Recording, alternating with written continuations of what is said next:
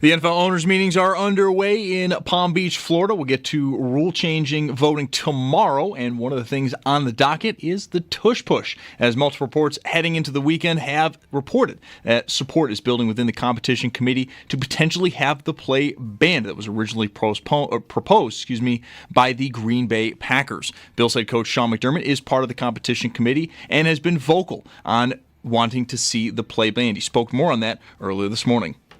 My position hasn't really changed at all. I feel where I'm most concerned is, even though there's not significant data out there to this point, the health and safety of the players, first and foremost.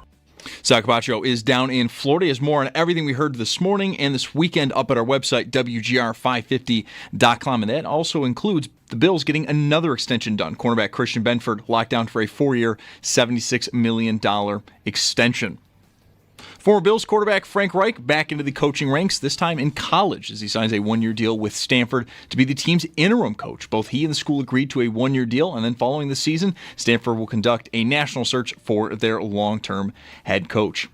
The Sabres did split their weekend back-to-back. They're going to be back in action tomorrow night in Ottawa. For more on this weekend, Paul Hamilton has a piece up at our website, WGR550.com. In the NHL, just 4 games tonight. The Devils host Minnesota, and the Flyers have Nashville in town, both at 7. At 8:30, Calgary is in Colorado versus the Avalanche, and then at 10, Seattle hosts Dallas. While in baseball, the Mets are down in Miami to take on the Marlins at 6:40, and the Blue Jays have the Nationals in town just after 7.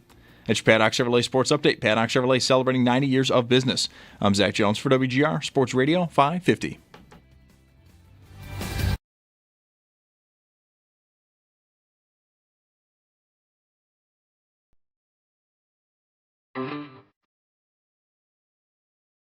It's Mike Schopp and the Bulldog. I don't think that's a very good attitude. It's Mike Schopp. You don't think? You don't think? I don't think you should be butting in when I'm talking to my team. You're my assistant, okay? You're supposed to back me up and go get me juice boxes when I tell you. Now go get me a juice box. You know who you're talking to. It's the Bulldog. I'm talking to the juice box guy. You're crazy. I'm not crazy. I'm just thirsty. Why don't you go to hell? No, you go to hell. While you're there, why don't you grab me a juice box? I'm no juice box boy, I'll tell you that. Yes, you are. No, I'm not. Yes, you are. Mike Schopp and the Bulldog on WGR Sports Radio 550. Almost. Bulldog has one more vacation day here. Then he will, I believe the plan is, be back in studio tomorrow for one of our favorite days, April Fool's Day. I wonder if those chairs in that conference room down the hall will be completely just moved all around the room tomorrow. What do you think the chances of that are? Shh. I know, brilliant, right? He said the one time, so he walks, so do I, during breaks, just stretch the legs. And he was saying about how he walked into that conference room, just sort of takes a loop, but it started to bother him that the chairs were not perfectly situated. Like, they were just a little bit not perfectly back together. The family at the restaurant just left, and the staff isn't back yet to sort of redress the scene. So what did he say? Like, he would put the chairs back, or he didn't even want to go in there anymore because the chairs weren't like properly. So I haven't told anybody this yet, but for like the last 2 months, once or twice a week, I'll just go down there and move all the chairs around. I've been a little bit wondering if like it would be a thing for management. They have like serious meetings in there, as serious as meetings can be about a place like ours. So would somebody, I wonder if anybody's like sort of mentioned that. You walk in that room, I'll have 2 chairs facing each other, like touching. I'll have maybe one on top of another one, back to the table, facing the wall, just, stupid, meaningless stuff. But I think that makes him crazy. And it's no good if I don't eventually admit it, because then I'll never get the payoff. Even if the payoff is, dude, why would you do that to me? Like, he might be literally upset about it. And I wouldn't blame him, I guess. But that's better than nobody ever knows. Or I never know. That's what I've decided. And I've decided to tell you this to start the week. The 2 things for me today. We've always got the draft here. It is April tomorrow. I want that to be just sort of like a given. If you got a draft player, strategy, position, anything like that, I'm always here for that. And I know Bulldog will be too. So we'll have a guest from the Draft Network today, Ryan Fowler. Ryan, I remember, was on a couple times last year, and he really liked Coleman. And I don't want to, Coleman is still live here as a young player. I know Brandon Beane talked about today how he's still 21. It's just, don't write him off. And I don't want to do that. No, the fans wouldn't want to do that. It wasn't like it was the worst season ever. But I wonder, just try to be respectful to Ryan. Like, what did you expect versus what did you see? We do our best out here. I mean, I don't have my own rankings myself, but it's obviously imperfect. And the Chris Trapassos of the world, if you will, you're going to miss sometimes. And again, Coleman isn't even that yet. Right? You can't, after 1 year, well, it was Elam too, and Kincaid to an extent. After 1 year, you can't, what can you know? I think you can know if you hit. I think if you're Jacksonville and you drafted Brian Thomas Jr., you scored. Box checked. You win. Great pick, especially for where it was in the draft. If he gets hurt or something, then you can't really blame the team for that. If his production falls off because of an injury or he, decides to retire suddenly, it's pretty much all set. There's no point in, questioning it because the player played so well. When it goes the other way, you can't know that it won't turn up. And that's, I think, what, it's nothing to say, but the Bills and the fans are hoping that Coleman can take a big step. And I think maybe Kincaid takes sort of a medium step. And then you'd have a situation where those two draft picks will look, like they were really smart, great picks. But we're just kind of a long way from that is all, it's all to say. So, if you're into judging this stuff, which not everybody is, you win some, you lose some, all of that, you can't write a pick off after 1 year. I'm pretty sure I would want to say that as a rule. And Coleman did enough where I think you would want to not do that. Anyway, wasn't even planning on getting into him, but we'll talk to Ryan Fowler later. And Sal will join me from the owners' meetings that I relearned from reading Sal today, that they're not officially called the owners' meetings. It's the annual league meeting, I believe. I saw a picture of Andy Reid at a table with a Hawaiian shirt like always, but it had a Chiefs logo on it. So maybe that's a new thing where you can buy a Chiefs, who wouldn't want one, a Chiefs Hawaiian shirt. There probably is a Bills one, right? Or does there have to be somebody in the organization that makes it famous or popular? I mean, there's kind of a Bills everything. So there's Andy Reid. He's got this shirt on, but he also had a badge, with the lanyard around his neck that said, had his picture on it, official meeting or whatever.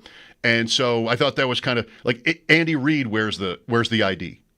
There'd be a lot of, it's NFL, big movers and shakers. There'd be a lot of these guys who they would feel it beneath them to wear the ID. But I don't know if anybody does, but here's Andy Reid. He's wearing it. So Sal, who might have his own ID, he'll join me later and we'll talk about torpedo bats and things going on in the NFL. The big one is the Tush push. And I don't know when we're going to find out what happens here, but the most I've seen is like Adam Schefter now today, the latest to say that there is support for banning it. And this comes on the heels of, and why wouldn't that be true when the competition committee recommends banning it? And we know that Sean McDermott is on the competition committee. I would welcome your calls early even on this at 803-0550. It's not the most controversial thing, but it's something. It's interesting, right? It's interesting, this conversation. I'm not sure I understand what McDermott's issue is. Now, I want to say, I think I would vote against it. I would vote for a ban, rather. I don't need the play. And I'll get into that as we go here. Some interesting comparisons to other things that happen on a football field are being made. When I first learned, and maybe we all did, that McDermott was not a fan of this play was at the Combine. When he got to Indianapolis for the competition committee meeting, so he was there early for that purpose, and he spoke and he said that. And he said, he mentioned injuries, player safety. And we just had a clip of him here from this thing where he at least acknowledges that we don't maybe have the data, but player safety, right? Can you just say player safety whenever you want? If, not to be sarcastic, but if there were no tush push, there would be another play happening instead. And that would, you know, in the NFL, that would give you a lesser chance of an injury. I don't think I've ever seen anybody get hurt on this thing. So I don't know what that is. Who is supposed to get hurt on the tush push? Who is at risk? Is it the defensive line? Is it the quarterback? Like, who is supposed to be the one at risk on the tush push? I don't even understand that. Like, what? Is offensive? I don't know. Everybody?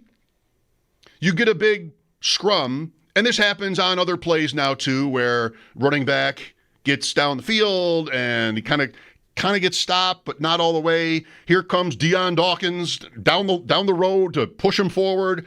I mean, who is supposed to be at risk of an injury on these things?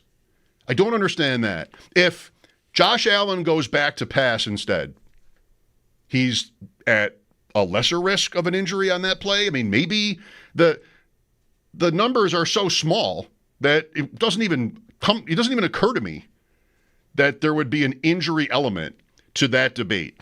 So McDermott is still referencing player safety, but respectfully, what is the point? What is the risk as opposed to another NFL play, right? It's not just that the game will be shortened by 30 seconds if tush push goes away, of course.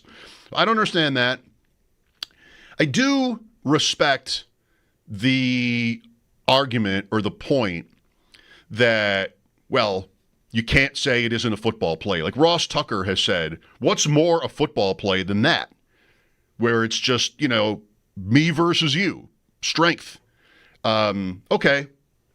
Mike Clay from ESPN doesn't sound like a fan of this ban because he said, in so many words, how is the tush push not a football play, but an offense hurrying up to the line to snap the ball because the defense has somebody, a 12th man on the field, running off, and he's like 3 inches or whatever he said from the sideline, and you snap, that's a football play. Well, yeah. But, that's what Mike thought to compare it to. Like something, it's not wimpy, but, a punt is a football play. A lot of things are a football play that are not all, super masculine. The intentional grounding stuff now, which has gotten so far from the logic of the penalty. You can't ground the ball on purpose to stop the clock, to avoid a sack, right? We all understand the meaning of intentional grounding. It's just that now there are so many changes to how that play is called that absolutely no question about it, intentional grounding is not a penalty. Because you could, the quarterback can spike the ball to stop the clock anytime he wants, and they don't even throw the ball out of bounds anymore. They just volley it to the ground. That's a football play, right? That's not a penalty, and that's a play that you see in most close NFL games where quarterback's like the ball is super hot or something. That's a football play. When I was growing up, I didn't play football, but from watching it, you'd have to agree, blasting a defenseless receiver in the head was a football play, right? Oh yeah, oh baby. He won't come across the middle again. That was a football play. We got rid of that. Why? Well, obvious reasons. Dangerous. Is the tush push dangerous in some way that I fail to understand? So that was a football play that we got rid of because, of course. I don't know. I bet you could go back decades with this sport and find a time where people thought passing was not a real football play. Like that it was just, what is this? What is this? What's the nature of this game? You know, we line up, man-to-man, face-to-face, snap the ball. Can we advance the ball? Can you stop us? But, you know, somebody came along and decided, why don't I just throw it? That's legal. I looked it up. I believe it's legal for me to throw the ball down. If you catch it, and we can save ourselves all that other fuss. It's just like, boom, 20 yards. Just like that. Nobody gets hurt. And somebody would have thought, that is not real football. I always thought Rex Ryan thought passing was effeminate, the way he talked about, you know, the sport. So it's one way to break it down, but I sound like I wouldn't. I would support a ban because I don't know why we need it. I don't know why we need, you know, you can't even really see what's going on. I don't have to tell you this from the way the Bill season ended. You can't even, you know, really know where the ball is, and that can happen on a sneak or any other play. But on the tush push, you've got such a mass of humanity pushing against each other, and where's the runner and where's the ball and all this.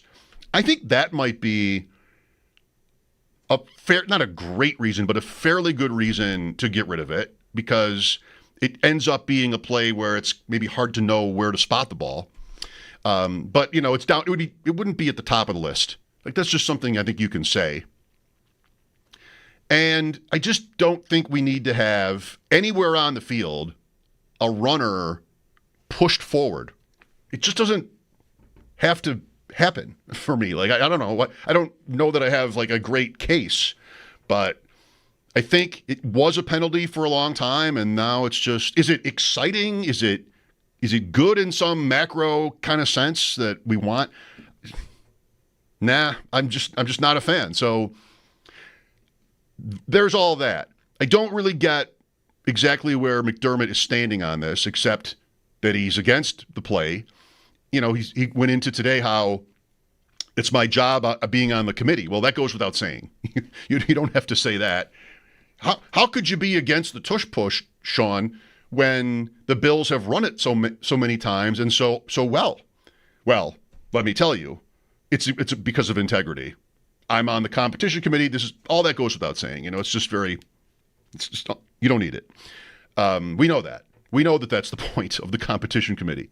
So we'll see what happens there. I mean, is it one more thing for me, and then I'll go to you. Is it a big deal for all that I'm spending on it, for all the talk about it? Is it a big deal? What does it do to the Bills if that's not allowed? What does it do to the Eagles if that's not allowed? I mean, it's pretty close to automatic when it's Philly anyway, and the Bills have been successful. It's pretty close to automatic. If Josh Allen next year could not be pushed forward on a quarterback sneak or on a run, so what? And he was in the playoffs, and he didn't make it.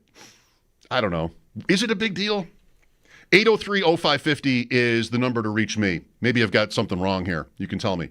Dave is on WGR. Hi, Dave. Hey, Mike. How are you? Good.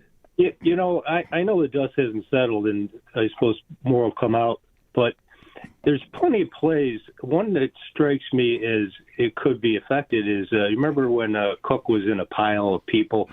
He wouldn't go down. He was like on a 3 or 4 yard line, and Deion Dawkins comes running down there and slams into the pile and drives him into the end zone. I don't know if you remember that play, but, you know, there's all kinds of plays where a guy's close to a first down. He's outside the line of scrimmage, but the players will, you know, rally around him, push him ahead. If the tush push is don't move or you can't push an offensive player, would that be all over the field or just there on the line? This rule that they're debating now, Dave, is just about a quarterback sneak. Just on the line. Yes. Crash head on into each other. Not even like on a handoff. It's just on a quarterback sneak. That's it, huh? Yeah. Well, all the other ones look pretty good to me. So I just figure it's your team against them, pushing, you know, power against power. So okay. I'm for keeping it. All right. Thanks, Dave. Glad to know.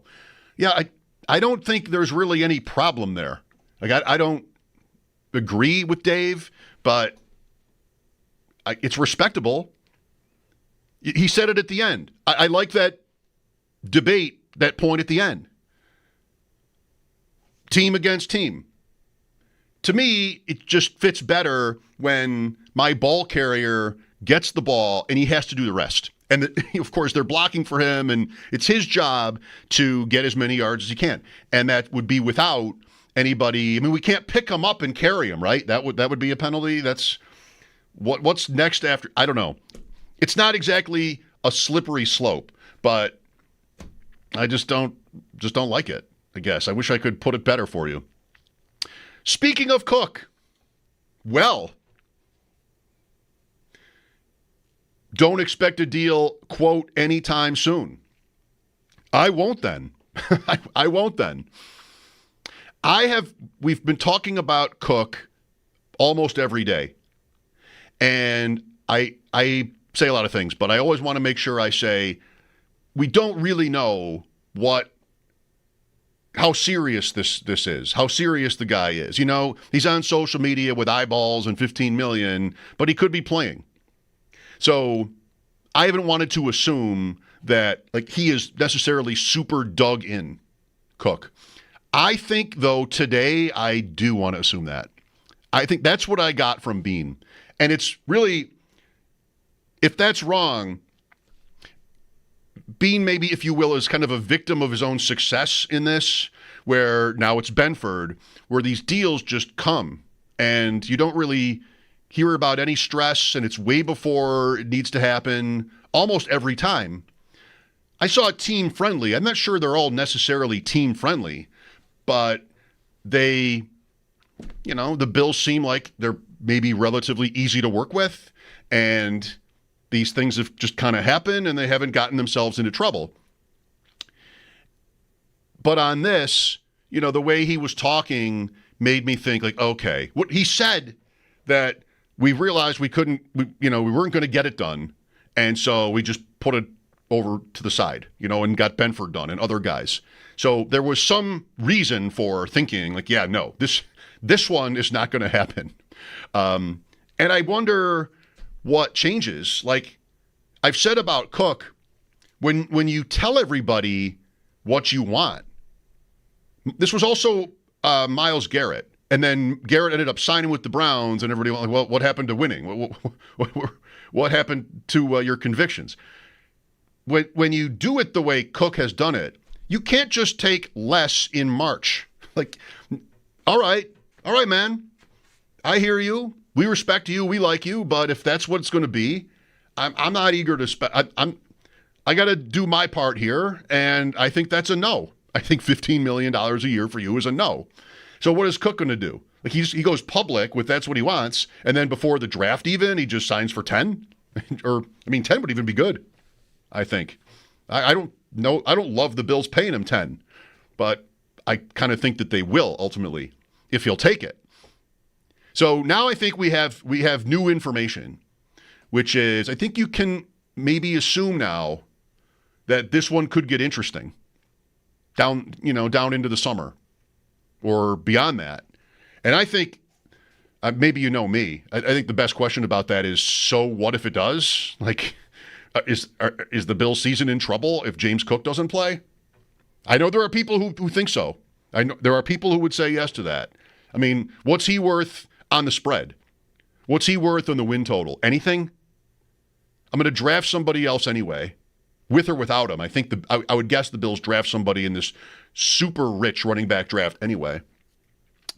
And they just go to work. And if he doesn't go to camp, he has a contract. The greatest leverage the Bills have is if he doesn't show up for anything mandatory, it costs him $40,000 a day. And that is inflexible. That is, Sal told us last week, that is every player's number. If they have a contract and they don't show up, $40,000 a day. I mean, he hasn't made so much money yet that would be insignificant to him. I kind of wish I lived in a world where that would not be insignificant to anyone. Oh, $40,000 a day, no biggie. But we don't live in that world. We're going the wrong way when it comes to that. Yeah, imagine that number like in real life and just, I'm going to stay home. 803-0550. Cook, Tush Push. We'll do some Sabres. Interesting weekend. Still not dead with 9 games to go. Sorry. Some baseball, too. These bats. I'm watching the Orioles, and they have a section now where when the Orioles score a run, they squirt you with water. It's called the bird bath. Hopefully it's warm enough because they scored 4 runs in the first inning and they kept cutting to the guy hosing down the fans. Like, you don't have to sit in the bird bath. You choose to. You can't complain. Mike Schopp here. I look forward to hearing from you if you're interested in these topics. We will have Sal at 5 today. Before that, Ryan Fowler from the Draft Network. This is WGR. We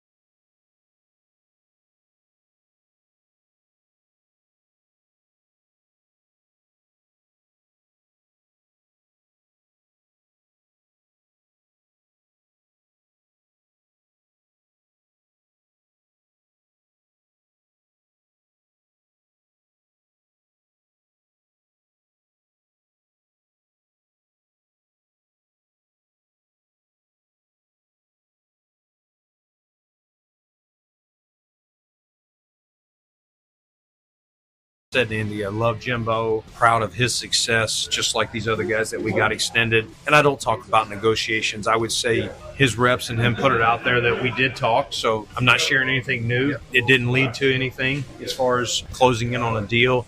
And so we moved on to the guys that we were more on the same page with. At this point, Sal, we're on to the draft. Once we got Benford done, I don't see us doing any deals anytime soon. We're going to focus on the draft. But again, just because we don't have James signed today doesn't mean next year we still can't get him done. See, isn't that interesting? I think that's a lot. First of all, well, I don't know about the order. Moved on to the draft. Okay, we're done with this for now. I guess maybe Cook could call them back and all right, I'll take your offer. And that might then happen, but what are the chances of that? So we're done with this for now. It's the draft now. You know what else that says? I think if I can take it literally, that means that corner is done for now, right? At this point, the draft is in less than a month, and we're doing that. We got these other guys signed. Now we're at the owners' meetings. Then we're going home, and it's time to cram for the draft. I think, unless, this was really only specific to Cook, which maybe it was. So there's those two things. And how about two? Bean starts to say, I thought, as I'm listening to him, I'm thinking this is where he's going.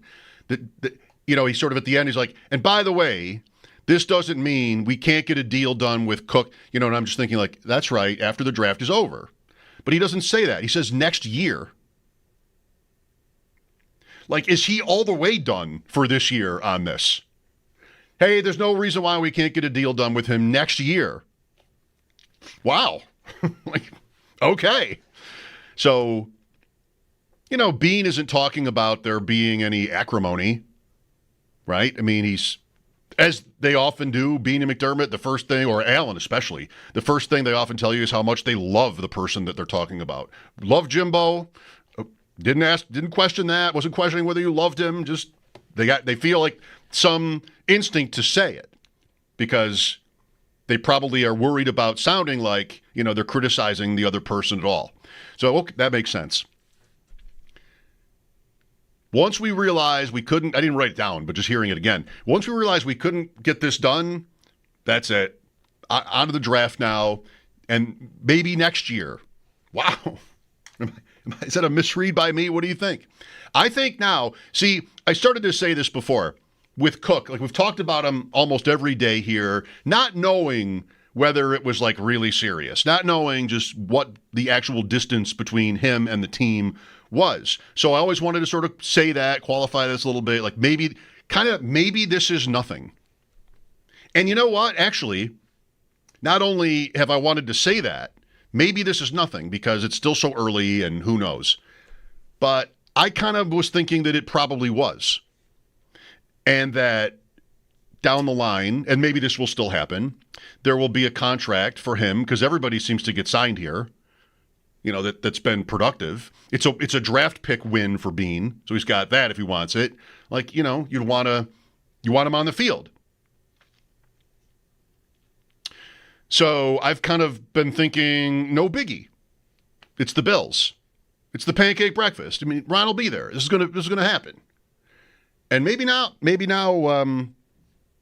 at least we can speak a little bit more confidently that the team and the player are not close on a contract. And it will come down, I mentioned this already, with that $40,000 a day thing.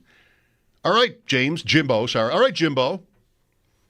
How serious are you? The Bills can do nothing until day one of training camp, or if the mandatory minicamp stuff counts, when Diggs, actually I was going to say when Diggs didn't show up, but he actually did, and then they said he didn't, and then the next day said he did, all of that. I mean, that might also be a week where you can get fined as a player. I think it probably is. It doesn't matter. The Bills can just go all the way to that time. I mean, that's May, or they can go all the way to training camp, or I guess all the way to week one. I mean, just however long it's going to take. But will the player buckle? And the Bills might think at this point, well, let's just find out. Because I'm not paying him what he wants, and it's $40,000 a day. Dude. So let's see how serious you are. Thanks for listening today. Bulldog is off. He'll be back tomorrow. That's my information. 803-0550 for your calls. Curious for your thoughts on the Cook update from the general manager, also on the Tush push, and just whether or not the one aspect of it that I'll mention again here is whether or not you'd want to decide on this on the basis of whether you think it is a, quote, football play. And I've seen that debate. I mentioned some examples of it already. And I just think it is a football play enough. I don't want to have it be the proverbial hill to die on. And in fact, I would probably also vote to ban it because I just don't think we need to have linemen and people pushing ball carriers forward. I don't think it's aesthetically great, and I don't know. It's just not quite who am I? One voice, but just not quite the sport to me. So I would vote to ban it, but saying it isn't a football play is maybe not how I'd want to frame it, because a lot of things are technically football plays, but they're just kind of, oh really? You're just going to throw the ball to the ground right from taking the snap to stop the clock? Well, yes, that's good strategy. All kinds of. I went over a few examples of this earlier. We're not yet to. Oh, how about going down at the 1 instead of scoring on purpose to basically clinch the game because you're going to kneel the ball out at the 1 yard line, where you have a better chance of losing by scoring the touchdown. We've seen these. Is that a football play? Intentionally trying to not score? I don't know. I mean, where do you go in these? If it's allowed, it's allowed. And I don't know, I'll ask again, if you have an opinion here, what happens to the Bills offense if you can't run the tush push? I don't think much at all happens or changes to the Bills offense. Allen, so he's blown us all away with his running, his strength, his value as a runner, something that I never thought about before he was drafted, hardly at all. You heard about the big arm, obviously size, hands, cold weather, the kinds of things, more like the stereotypes within all that and why the Bills wanted him. But never really thought about that he would basically be automatic running on 3rd and short or 3rd and medium and, 4th and 1. But that's what's happened, and it's been a lot of his greatness and a lot of his value to the team is this. So some of it might be mitigated by this rule change if it happens. But he's also not going to be that forever. Maybe we're not still yet to a point where I'm not going to say he slowed down because I would doubt that, but just where the Bills, we've had these periods where we hear the Bills talk and see what, game to game and talk about whether they want him to pull back. It was 2 years ago. We talked a lot about that before the season, and it happened. And then they were 6-6. And you're like, all right, well, do what you got to do. So that'll probably gradually change anyway. I don't know about on a quarterback sneak. I mean, I should look up Roethlisberger or Cam Newton or somebody like that. Well, Newton did end up leaving the league a little bit young, partly because of the pounding he took. 803-0550 to call me. Here is CJ next. Hi, CJ. Hey, how you doing? Good. So I have no issue with them changing the rules at all. I mean, the last couple of years, we've had multiple rules. I mean, even after 13 seconds, because of the Bills, you get the ball now, both teams at least once in overtime. That was not a football play. That's just an addition of somebody having the ball, which I think comes down to business. Mm-hmm. And what do people want to see? There's only 2 teams that excel at this, the Eagles and the Bills. Beyond that, the rest of the league don't really lean into the tush push, so to speak. Right. And I don't think it's that big of a deal. I'm okay with it going away. Honestly, I think the tush push saved the league from Josh Allen running even more. At least you got a tush push. Now you got a chance to stop him. The Chiefs did it. Yeah. But, I mean, if you want to let the man run wild, let him run wild. You got to stop him. So, I mean, I don't know what Sean McDermott is thinking. Maybe he's just playing devil's advocate because he's like, we're good at it. I don't want to seem like I'm all for it just because you're good at it. So, I don't want it. There's really no reason for him not to want it. But that's just me. I'm not going to babble on that. But I'm okay with the rule being approved or denied, either way. Yeah, not that big a deal. Thanks, CJ. I kind of agree. I'm assuming that McDermott is, sincere because, yeah, like for him to support it, people would say, well, of course you would. But I believe him when he says he wants it out. When the Packers proposed the rule change, people said, well, of course you would because you couldn't stop it. Like, yeah, okay, well, guilty. But I think you can still think it, regardless of your team's results. Philadelphia and Buffalo, CJ is right. Ran it over the last 3 years, maybe. I don't even know exactly, but they ran it more than the rest of the league combined. And, there's also that Philadelphia just won a Super Bowl, and this play was obviously a big part of what they do. And so the overtime comparison that CJ makes, both teams get the ball in overtime in the playoffs now after the Bills lost in Kansas City.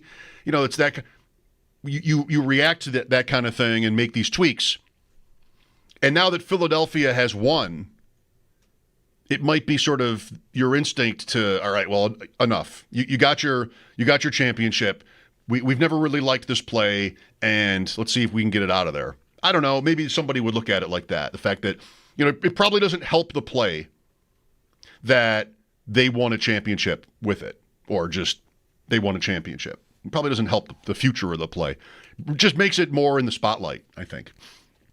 But I still don't, while I would say McDermott deserves this, I'm sure he's being honest when he says that he doesn't want the play. I still, like I said earlier, don't understand exactly why. He's talked about injury risk, and I just don't get that. Like, where is there any evidence of that? Why is it intuitive? Why does it make sense even? Would love some feedback on that. Like, does a quarterback sneak come off as dangerous?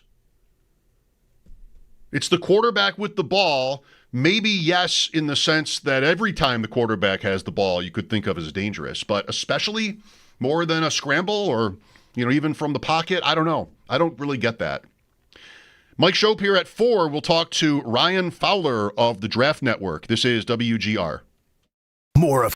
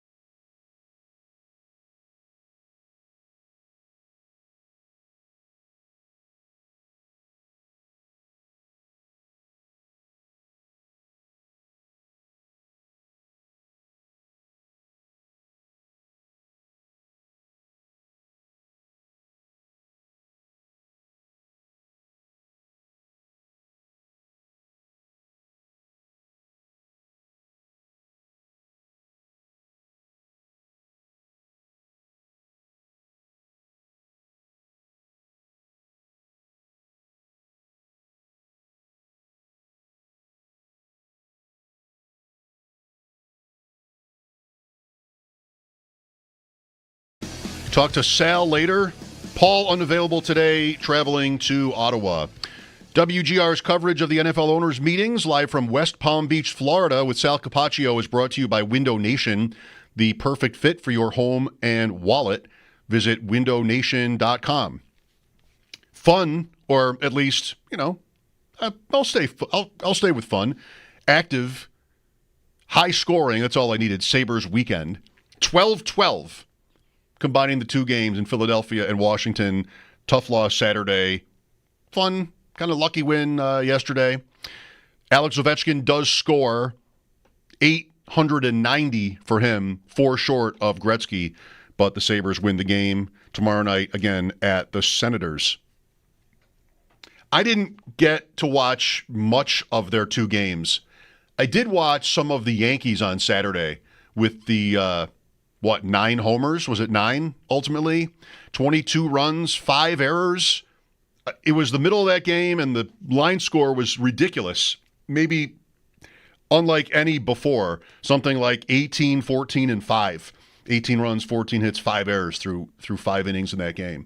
A Little League game would have a chance at that, but, it's probably more like 14 errors and 5 hits.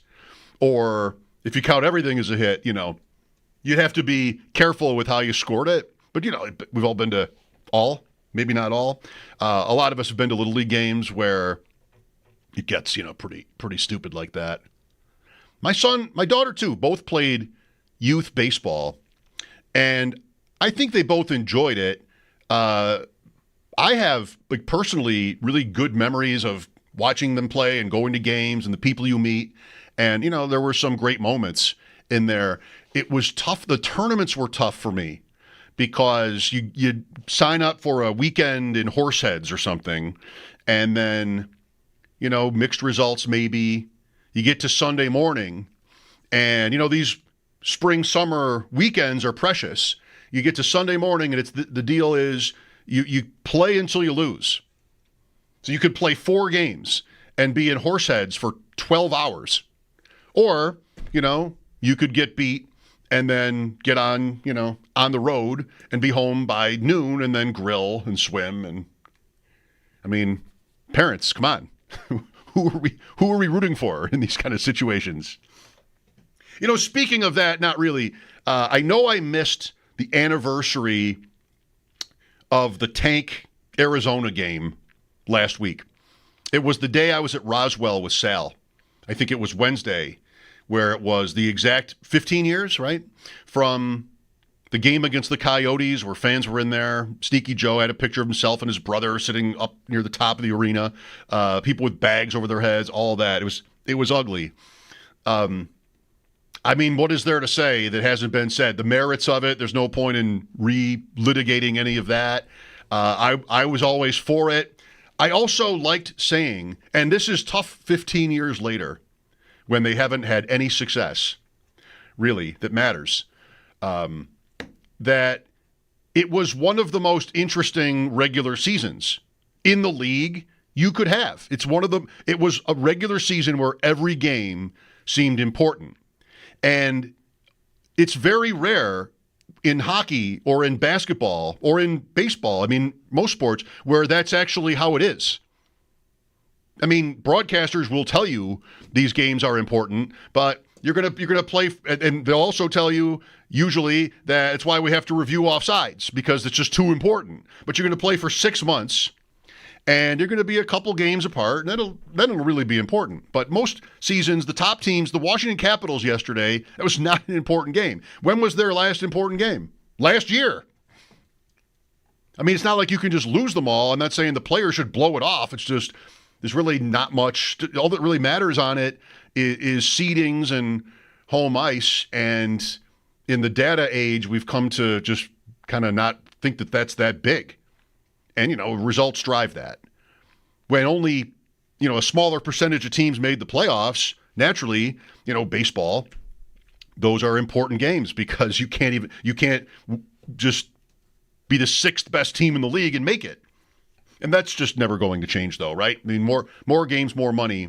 We're not going back to, you have to win your division to make the postseason in sports, I'm pretty sure. We'll get into the NFL draft for the first time today after the update. Ryan Fowler from the Draft Network. Mike Schopp here on WGR.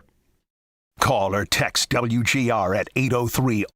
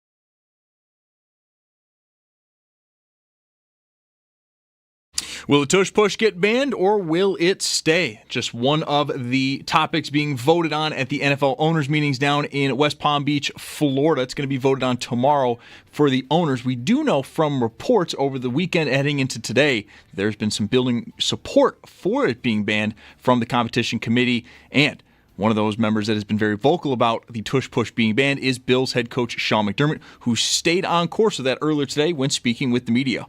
My position hasn't really changed at all. I feel where I'm most concerned is, even though there's not significant data out there to this point, the health and safety of the players, first and foremost. Sal Capacho is down in Florida. He has more on everything that we heard this weekend and this morning up at our website, WGR550.com. He'll join the show in just about an hour at 5 p.m. And the Bills, they are also signing punter Brad Robbins. Staying with football, former Bills quarterback Frank Reich back in the coaching ranks. This time he goes to college, signs a one-year deal with Stanford to be the team's interim head coach. Both he and the school have agreed on that one-year deal, and then following this season, the school conduct a much more thorough nationwide search for their long-term head coach. The Sabres are off today following their split back-to-back over the weekend. They're on the road tomorrow against Ottawa. For more on this weekend, Paul Hamilton has a piece up at our website, WGR550.com. And then in baseball, the Mets are down in Miami to take on the Marlins. First pitch at 6:40, and the Blue Jays, they have the Nationals in town. First pitch for them just after 7 p.m. That's your Paddock Chevrolet Sports Update. Paddock Chevrolet celebrating 90 years of business. I'm Zach Jones for WGR Sports Radio 550.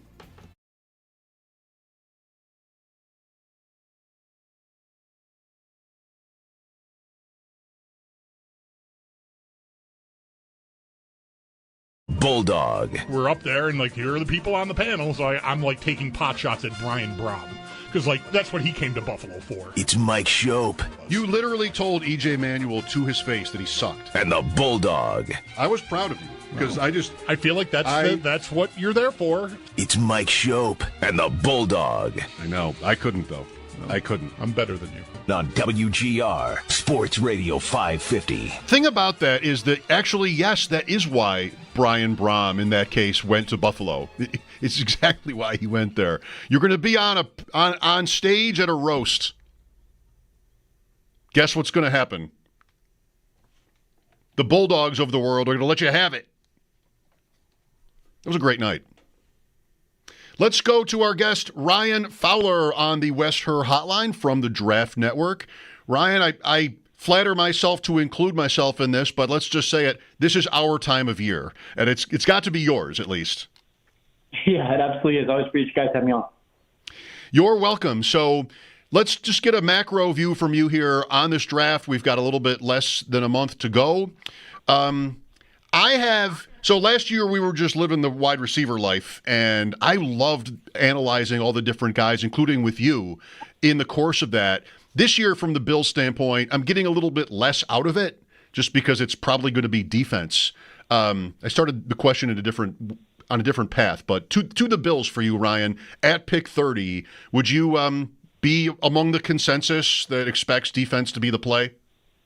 Yeah, that's where I'm at right now. At 30, look at also what I really like with what Brandon Beane's been able to do is, and you also have 2 twos as well, and you got a lot of capital even early on day 3 with a couple fourths as well. And I think when you look at what the Bills need right now as far as just some interior push, whether that's at 30, whether that's one of their second-round picks, or whether it's even an instance where you've seen teams like Jacksonville or Atlanta the last few years where they add multiple guys at the same position. This is an absolutely loaded class for both interior defensive linemen, so that 1 and 3 tech position, and then your guys at edge that are going to win on the outside shoulder of the offensive tackle. So whatever the Bills want to do on day 1, I think it is going to be defensive line. Is it that interior? Is that edge? Will remain to be seen. But I also think a big thing on the outside, and they need some more pop at corner, specifically trying to counter some of these teams in the AFC East that are only going to try to continue to live up to, or at least meet the expectations and be parallel with Buffalo. They're going to add some talent, specifically on day 2 and early portions of day 3. Just add some fresh legs in that corners room, which I think is needed. How is this draft at cornerback? I know a couple names of players that are often mocked to the Bills at 30, but I feel like I've been spending so much more time on defensive line, and I think probably they have a bigger need at corner right now. So how does that balance for you first 2 rounds and those 2 position groups? Yeah, right. They're not going to be in a spot. You get a Travis Hunter or a Will Johnson for me right now in this class. But I think when you look back to late day one, early portions of day two, looking at kind of the body types and kind of the skill sets that they like right now and what they project in the future, you're not going to see a team really sway from certain size and skill set, speed, length types of thresholds in that position. And I think really one guy that pops to my mind at 30, and also if he does slip into day two because of injury, is Benjamin Morrison from Notre Dame. I think he's one guy that I've really liked even since he was a true freshman over there in South Bend. You know what you're going to get as far as guys that are coached under Marcus Freeman. He has the size at 6 foot, 190 that you really like. And when he's healthy, the hip flexor really kept him out much of this year, and I would have loved to have seen him in the later portions of the year when Notre Dame made that CFP run. But he's just a really fundamentally elite corner. There's a lot of really good man corners in this class, but I think he's right up there with the Will Johnsons of the world for me. So Benjamin Morrison late on day one. I think Maxwell Hairston as well as a name to know, as well as Trey Amos from Ole Miss. But if they think they want to get into late day two, early portions of day three as well, I don't think the board obviously thins out a little bit as far as fundamental talent of what you expect right away. But I think Dorian Strong from Virginia Tech, a guy that can play man and really run, really the two traits that you look for right away from corners at the NFL level to compete. He's one guy, as well as Quincy Riley from Louisville, and as well as Mac McWilliams from Central Florida as well. Okay, good stuff. Ryan Fowler from the Draft Network here on WGR. If you can, so the Bills kind of need a starting corner right now. And if it means anything, they just went through a tough experience with Kyer Elam, who was already off the team after being their number one pick at 3 years. I guess the only thing I would think that it could mean is that it's just another, vacancy on the roster at that position. Would a cornerback picked at 30 probably be good enough to start? Like, I don't know how you feel about that position and these players for just like how ready they might be to start in the league. Yeah, I think so. I think when even you look at just as far as what the asks are at the position, where you look at Buffalo, where of course they brought in, Joey to come in, Joey Bosa, and add some pop at edge. I think that, as I mentioned earlier, they're going to add some younger talent there. If you have a team up front that can rush forward and get home, it's only going to make life easier on the back end. We saw what the Philadelphia Eagles were able to do with two rookie corners in Quinyon Mitchell and Cooper DeJean. So I think when you look at 30 overall, some of the names I just mentioned a minute ago will absolutely be in play there. I think they could come in right away and start. Or do you want to wait a little bit and just try to have guys that you have in the building right now start right away and just maybe have these younger players maybe play 30 to 40% of the snaps at times and slowly kind of work into snaps? Because I think one thing that is really overlooked every single year is, we live in this microwave society where you just draft a player and throw him into a scheme and just hope he works out. Coaching and player development goes overlooked every single year. So if they're in a fortuitous environment to say we're going to draft a guy, maybe even at 30 or second or third or fourth rounds, and we want to groom him just a little bit before throwing him into the fire, I think it's a great opportunity for some of the guys in this class that have some fine-tuning in their skill sets needed. Interesting. So wide receiver, I mentioned last year, Ryan. I know we talked about Keon Coleman. If I remember right, you were into Coleman, and of course he was the Bills' pick with the first choice in round 2. I doubt, like I've already said, and you seem to concur, I doubt they're on offense here in the first round. It seems like maybe though, with how the season went and what the balance of talent is in this draft, that maybe the second round could be possible. People don't like this wide receiver class very much, it seems, though. So is there a fit possibly for you, either a player or just sort of the idea of adding a receiver then, or is it even worth it to try that on day 3? Yeah, I'll say this. I think with the receiver group, I think we're spoiled the last few years as far as just the bottom line fundamental talent that's come in to where you just draft and play them right away. The Malik Neighbors, Brian Thomas, Marvin Harrisons of the world, even Jamar Chase, Justin Jefferson, those types of guys in recent memory. But I think if you're the Buffalo Bills and you trust your football staff to do their football jobs, and what I mean by that is, this is going to be a draft where boards are all over the place, and the word potential is being thrown around. And that word can get a coach fired as far as the potential of somebody. But if you trust your scouting staff to look at certain players, whether you have a second-round grade on this guy and maybe another team has a fifth on that guy, if he fits what you want to do, then why not take a chance on him when you like him? Because it's only going to take one team to really fall in love with a player. And I think when I look for Buffalo, it's guys really on day 2 or early portions of day 3. I don't think anybody other than Keon Coleman, right, and Khalil Shakir, of course, really scare anybody in the Buffalo Bills' department right now. And I do like the Josh Palmer addition to add some veteran legs on the outside. But I think one player that I think would fit just a guy to lunch pail, come in right away, be a wide receiver 2 or a 3 or a 4 and do everything right, that's Jack Besh from TCU. I really enjoyed getting to know Jack Besh and also watch Jack Besh during his career also at LSU before going to TCU. And this is a guy as a true freshman at LSU when Malik Neighbors, Brian Thomas, Keyshawn Boutte, Trey Palmer before he transferred out, all on that roster, Jack Besh led them in receiving yards that year. So it kind of speaks to just who this young man is as far as just a flat-out competitor on the outside that does everything well and really for me kind of fits in that Khalil Shakir, Dalton Kincaid bucket where you just know what you're going to get right away. And bottom line in this class, you're just searching for players that have a high floor, high ceiling. Jack Besh isn't going to impress anybody with the verticality or explosiveness off the ground. But watching the tape, which counts most for these teams, Jack Besh is the guy for me. If I'm Brandon Beane on day 2, early day 3, that I probably have bold and circled that I want to get in a Buffalo Bills uniform. Okay. I was going to ask you where you think he goes. He does have his fans in the draft community, including yourself. You think late second would be when to do that? I do. I think late second, early third. He is loved by a lot of teams, including myself, yes. Okay. Yeah, interesting. I knew that stat about the LSU when he led them in catches. I keep hearing more and more people talk him up.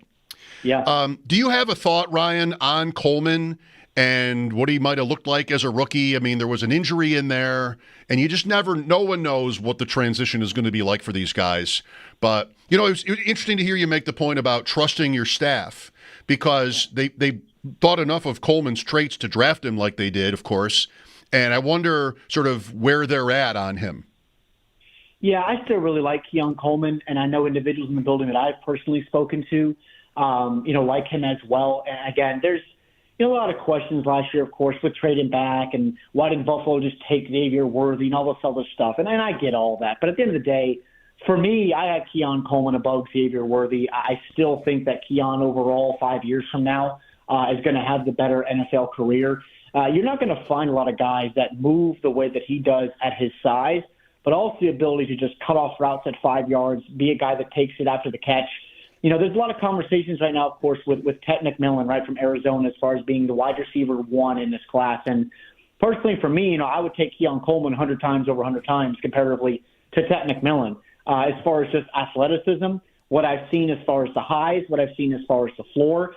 And in a situation right now where Keon's going to have Josh Allen throwing him the ball hopefully for the next 5+ years, at least in Buffalo, I'm really excited for his future. And I know you mentioned the injury, but when he can get healthy and really become that wide receiver 1, I really think this is a young player that we're going to be talking about that's going to be teasing with 1,000 yards for a long time every single year in his career. That's just my opinion. All right. Ryan Fowler, my guest here on WGR. I'm Mike Schopp, and Bulldog is off today. Coleman over Tet. That's what you said, right? Yes. Okay. I like Keon Coleman over Ted McMillan, yes. Would you not have McMillan as, sorry for the weird way of asking this, as wide receiver 1 in this class, or at least omitting Hunter? Would you pick like maybe Matthew Golden over him or someone else?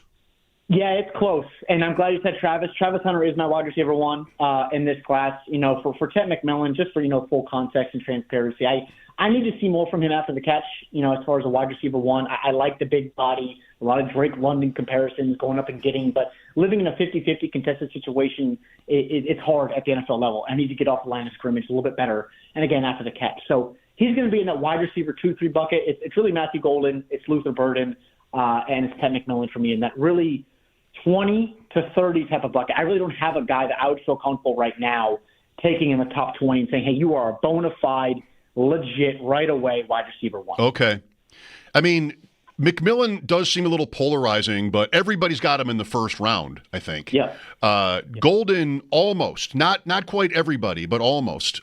Is he like 100% for you to go in the first round or not quite? Yeah, I think he will. I just released my recent mock draft on TDN here a couple weeks ago, and I had him in the 20s. I think that's where the range to where even at the combine, some conversations as far as what what he actually is going to go. But again, for me, in my personal evaluation, I do think he's going to be a day one pick. I really like the character of the kid. I think he's going to work his tail off to be the best he can be. I just think, our job is to look at these things and say pros and cons. And I just think there's some things where they really pop up there that he really needs to work on that may pop up against longer, more physical, dominant press man corners that he's going to have some trouble with at the NFL level. Okay. The running backs, Ryan, have you had one conversation this season about the draft that did not get to the running backs in this length of time? I mean, it's really fun this year. I'm even getting into whether the Bills will or should draft one. I think the answer is yes, but maybe not until Saturday, because there are so many that just so many analysts think make it almost like historic with the depth at the position, not to put words in your mouth. Starting with Ashton Jeanty, who is the best running back to come out of the draft since whom? I will say this. I personally, I have Amari Hampton right there with Ashton Jeanty. Okay. And that's not just to be different. It's not. I think Ashton is going to be a hell of a football player in the NFL for a long time. But I think both players are really going to be in that top 20, top 25 bucket for me. I think they're both sensational. But I will say this, putting Ashton where there's a lot of buzz, of course, with him tethering to the Las Vegas Raiders at 6.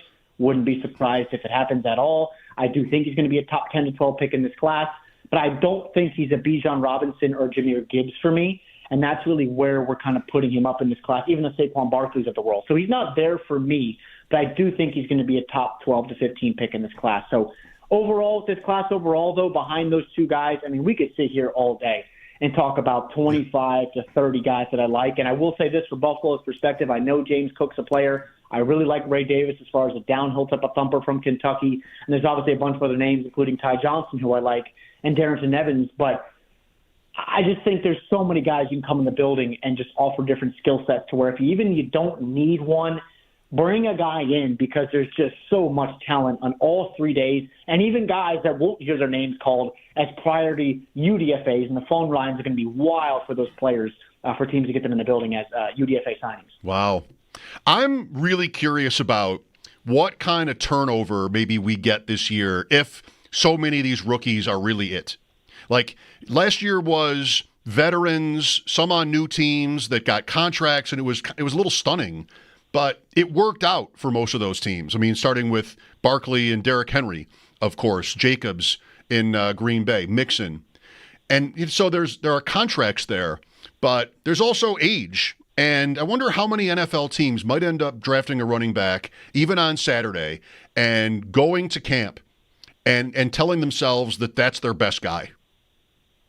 Yeah, I agree. I think it's a very interesting year because even looking at next year where Derrick Henry, Najee Harris, Jaylen Warren, even guys like Travis Etienne and even a guy like Javonte Williams that's now in Dallas as their RB1, quote unquote, there's going to be an addition there in the draft, and it may be high in round one.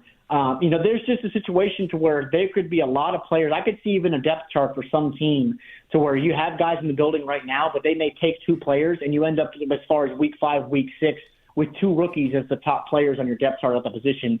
Because there's different body types, like a day 2 Ollie Gordon, Damian Martinez, Cam Skattebo, or you can have more of that stat-backy receiving types with the Brashard Smiths from SMU or LaQuinn Allen from Syracuse. There's guys of all different types and shapes and sizes that, of course, are going to fit different schemes across football. And as you mentioned, with this free agent market where the running back position really is coming back now, where teams are going to lean on guys when they're playing two high defenses, this draft's going to be really fun to where once that, a Hampton or Jeanty, wherever they go, as far as top 30 picks, that round 2 bucket, that bonanza that is expected at that position on that day, whenever guys start to get flying off the board, you may see a run of, let's just say 15 to 20 picks, maybe 8, 9, 10 running backs go because these teams are going to really prioritize that position because there are so many high-level ball players at that position. You could see that happening as early as round 2. 100%, wow. Yes. And it starts with Travion Henderson and Caleb Johnson early on day 2. If you like Hampton, you sound maybe like you like Hampton more than consensus and maybe Jeanty a little less to my ears. You said you have them close. Hampton is somebody for me that it feels like it's pretty polarizing. I mean, there are those that maybe, including yourself, think just like he's got it all. and others who are less impressed. I'm not even really sure why, but if you were a fan of his, maybe you would have like sort of thought about that or had a take on it. Yeah, I think when you're looking at Amarian, I think one thing for me that really moved the needle a little bit, I personally, in a day and age where so many trainers and agents and all these different types of people get involved with this pre-draft process now where we don't see guys really do anything anymore. I love guys that compete, away from their film, what we've seen for years and years and years. And that's not to say I just look at a 40 time and say I'm going to move a guy up 2 or 3 rounds. I personally can't. But Amarian Hampton, seeing him show up in Indy, seeing him live, the way that young man looks, the way that he carries himself, the way in which he competed and blew metrics off the spectrum as far as what you need to see at the running back position at 22 years old, at 6'1", 220 pounds. He probably doesn't have a lick of fat on his body. I mean, the guy is a pounding playmaker. He can run through you. He can go over you. He can go around you. Now I know at the NFL level where the running back position, a lot of it is correlating success with who you have along your front five. I think really Saquon Barkley, right, going from the Giants to the Eagles, it's really the epitome of that. But I think with Amarian Hampton in North Carolina, where it was just consistently his ability in the ACC to dominate week after week after week after week with that body type and less tread on the tires than what Ashton Genty's going to enter the league with, that's just something that moved the needle a little bit for me with Amarian in this pre-draft process. Like it. Before we let you go, Ryan, how about the top of the draft and the quarterbacks? More and more it sounds like Cam Ward to Tennessee at 1, although you might disagree, maybe not. And then Sanders as quarterback 2. I think there's a lot of different possible outcomes there. Yeah, this is going to be really fun. I can't wait. I can't wait. Every year we head to the thing saying, hey, we have a really good feel about the first maybe 7 to 10 guys. There is no consensus. And if anybody tells you different, I promise they're lying to you. There are boards all over the place with these guys. I do expect Cam Ward right now to be a Tennessee Titan. Shadur Sanders, right now I do think the Browns would be locked in on Abdul Carter at 2 to really make the best defense in football with he and Myles Garrett, of course. But then really the conversation is, where does Shadur Sanders go? I still think the Giants are in the spot to get a young guy. I really don't care that Russell Wilson or Jameis Winston's there. That doesn't put them out of the running for that. And then it's really that Jalen Milroe, Will Howard. I really like Tyler Shuck from Louisville, Jackson Dart. Where do these guys start to come off the board? And I think it may be earlier than possible, earlier than what's expected, just because in this day and age, specifically teams in the AFC where they're battling the Mahomes and Josh Allens of the world, either you got a guy or you don't. And if this is one of the players that you can see on day 2 that can move that needle for you, there's going to be some guys in that aspect to do so. Do you like Hunter to New England? I do like Hunter to New England, even though I think they're locked in on Armand Membu from Missouri. So we may even see Travis Hunter around when Jacksonville comes on the board, and they're going to have to battle, say, hey, do we want Travis Hunter or do we want Mason Graham? But Travis Hunter personally is my number 1 player in this class. Yeah, I mean, that's the thing. It's hard to imagine him slipping at all, right? But maybe the Giants' interest in a quarterback would be the one thing that could make that happen. Yeah. Okay, Ryan, we covered a lot. Really appreciate your time and insight. Thank you. Of course. Thanks as always. You're welcome. Ryan Fowler of the Draft Network at _Ryan Fowler _ I think is the handle. I'm not even sure. Of course. Is that wrong? I don't know anymore. You didn't even need me to give you that. You knew what I meant. That's what I'm saying. You knew what I meant. Other news from the owners' meetings involving the primetime schedule today, and excited to talk about some more of these draft outcomes. The Tush push was where we started. Is it going? Should it? And do you think you understand what Sean McDermott's objection is? Because I really don't. He's brought up player safety, but we just don't have any data on that. Today he acknowledged, or yesterday, whichever, he acknowledged that, but still says, first and foremost, and I just don't, I'm at a loss for why that play just sort of flashing lights when it comes to injuries. You don't see it. There would be another play instead of that play, right? If that were banned, would that play be less dangerous? I'm really confused by that. 803-0550. Sal Capacho is there for this stuff, and he'll join us at 5. This is Mike Schopp on WGR. We know you can't hear every moment of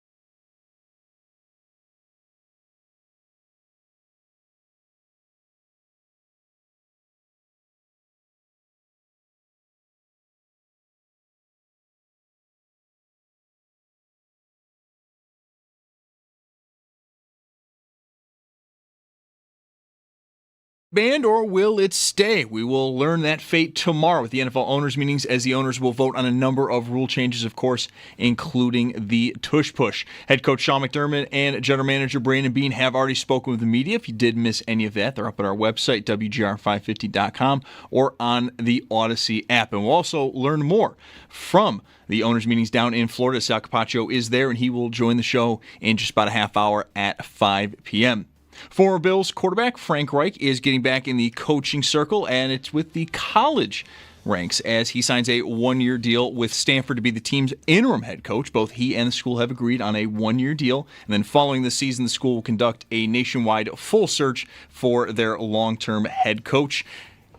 No Sabres game tonight. They did split their back-to-back over the weekend. They are in action tomorrow night in Ottawa. For more on this weekend's split, Paul Hamilton does have a piece up at our website, WGR550.com. And then in baseball, the Mets are down in Miami to take on the Marlins. First pitch scheduled for just after 6:40. And then the Blue Jays, they have the Nationals in town. First pitch for them scheduled for just after 7.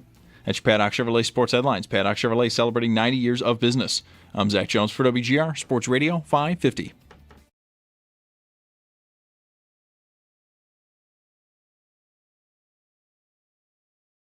There's a lot of conversations right now, of course, with Ted McMillan, right, from Arizona, as far as being the wide receiver 1 in this class. And personally, for me, I would take Keon Coleman 100 times over 100 times comparatively to Ted McMillan. As far as just athleticism, what I've seen as far as the highs, what I've seen as far as the floor, and in a situation right now where Keon's going to have Josh Allen throwing him the ball, hopefully for the next 5+ years, at least in Buffalo, I'm really excited for his future. And I know you mentioned the injury, but when he can get healthy and really become that wide receiver 1, I really think this is a young player that we're going to be talking about that's going to be teasing with 1,000 yards for a long time every single year in his career. That's just my opinion.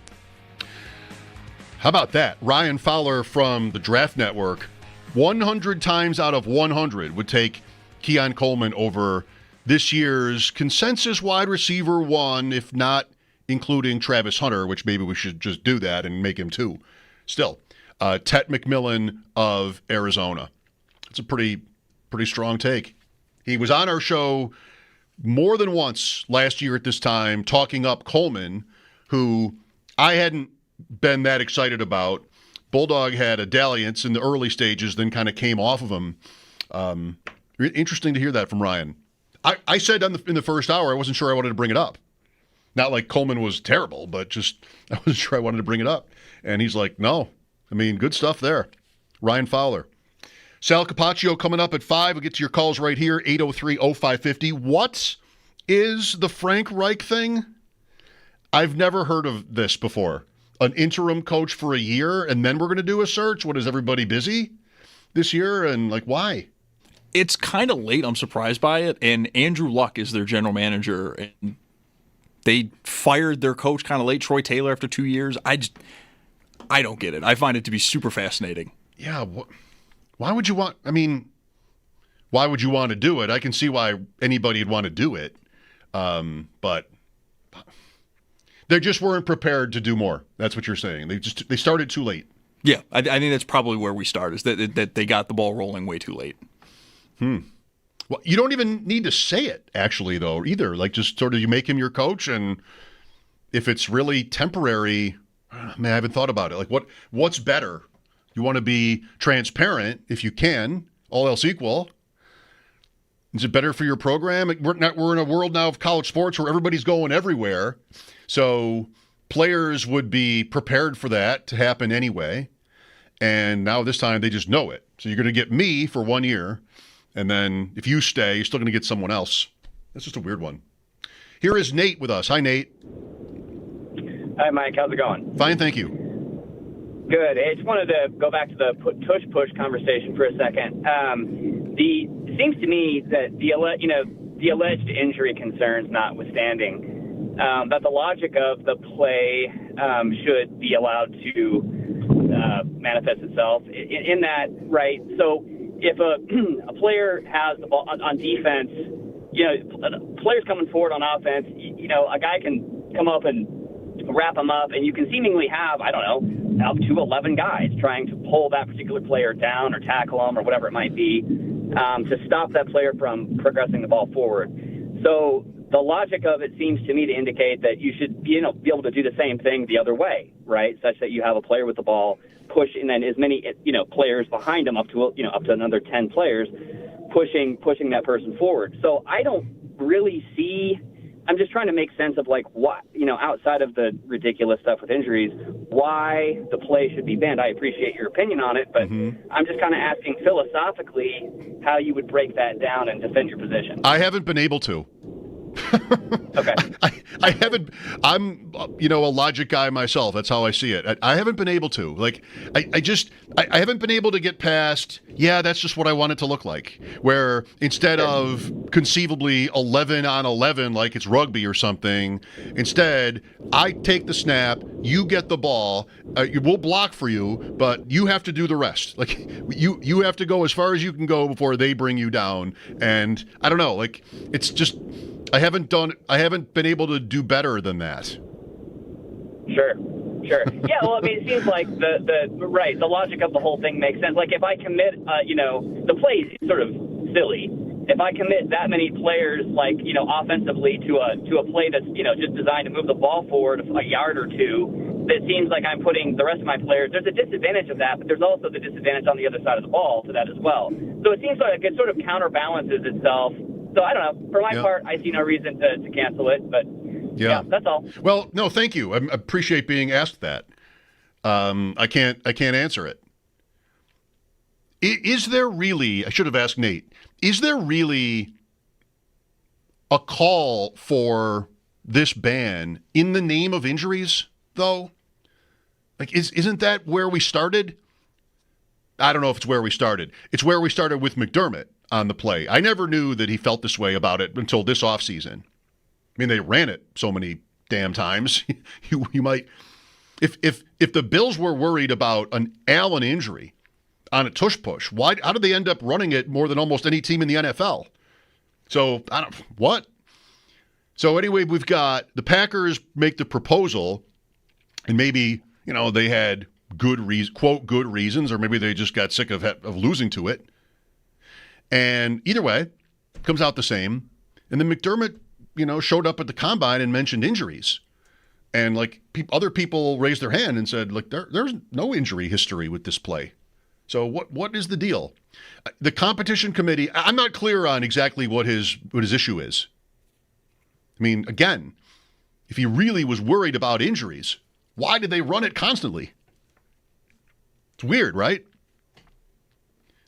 If McDermott, who I'm not saying isn't qualified to be on the competition committee at all, but he's on that level here in this league, and there's a play where he's worried, first and foremost, player safety. Okay, Sean, he's worried that injuries are going to be more rampant or more devastating or just whatever.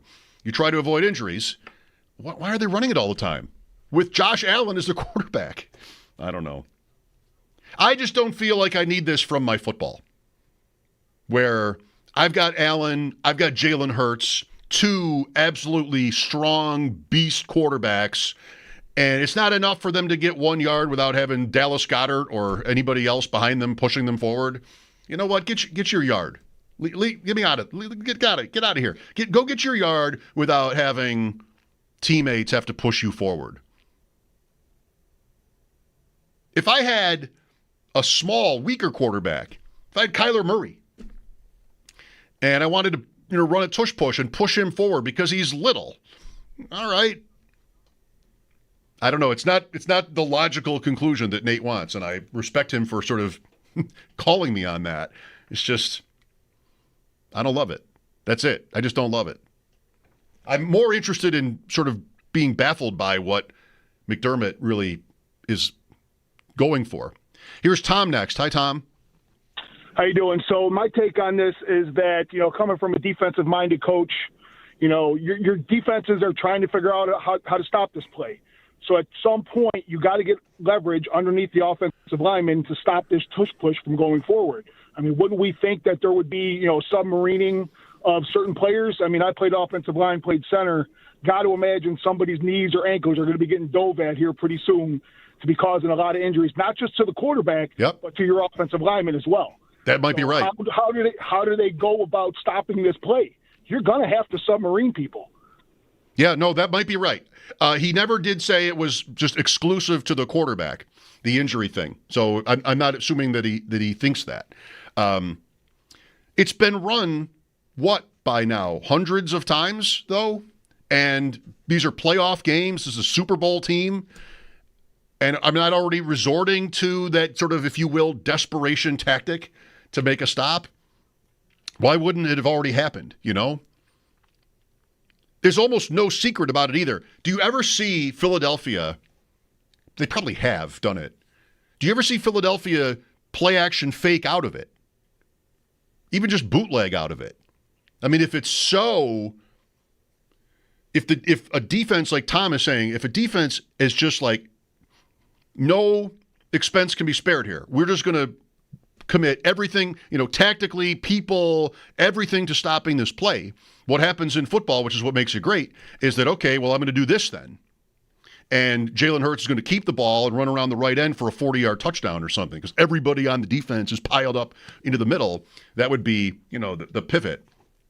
I guess I'm just saying the same things, though. I just don't think I should need the shoves to get my 1 yard.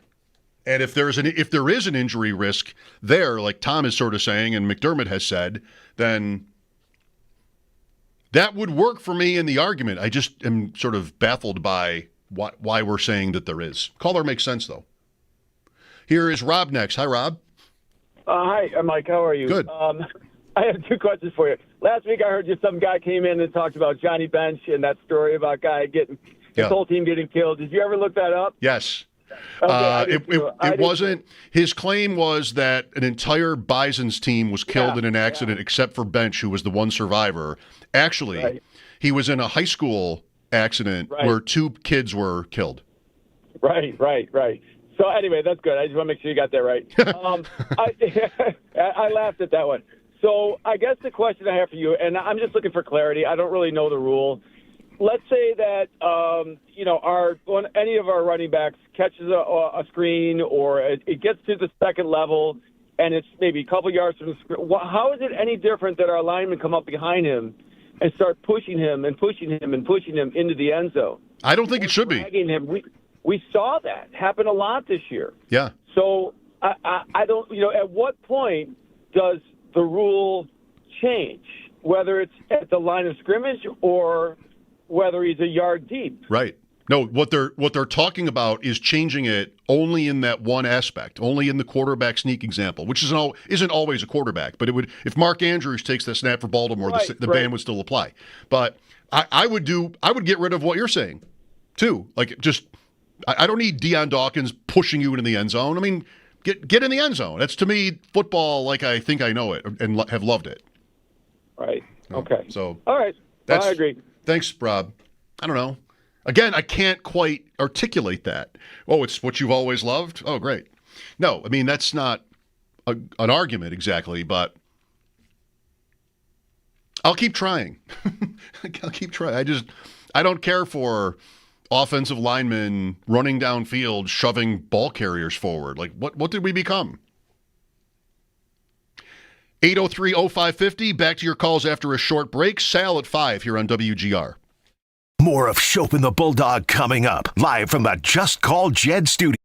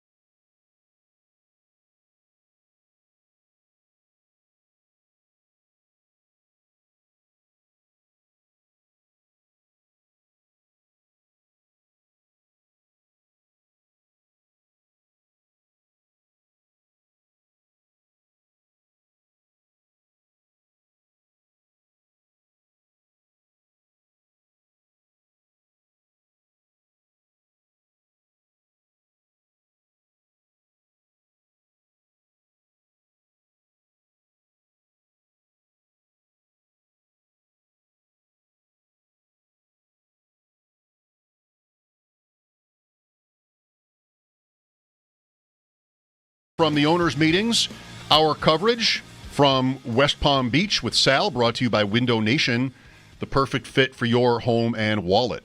Visit windownation.com. Tush push talk for another day or two. And then if it goes away, that's it forever. If it doesn't, we'll see. We'll meet back here in a year, I think. Riley is next. Hi, Riley. Hey, Mike, how you doing? Fine, thanks. So I agree with you completely. I think it should be banned. These are professional athletes. I think they should be able to get those few yards.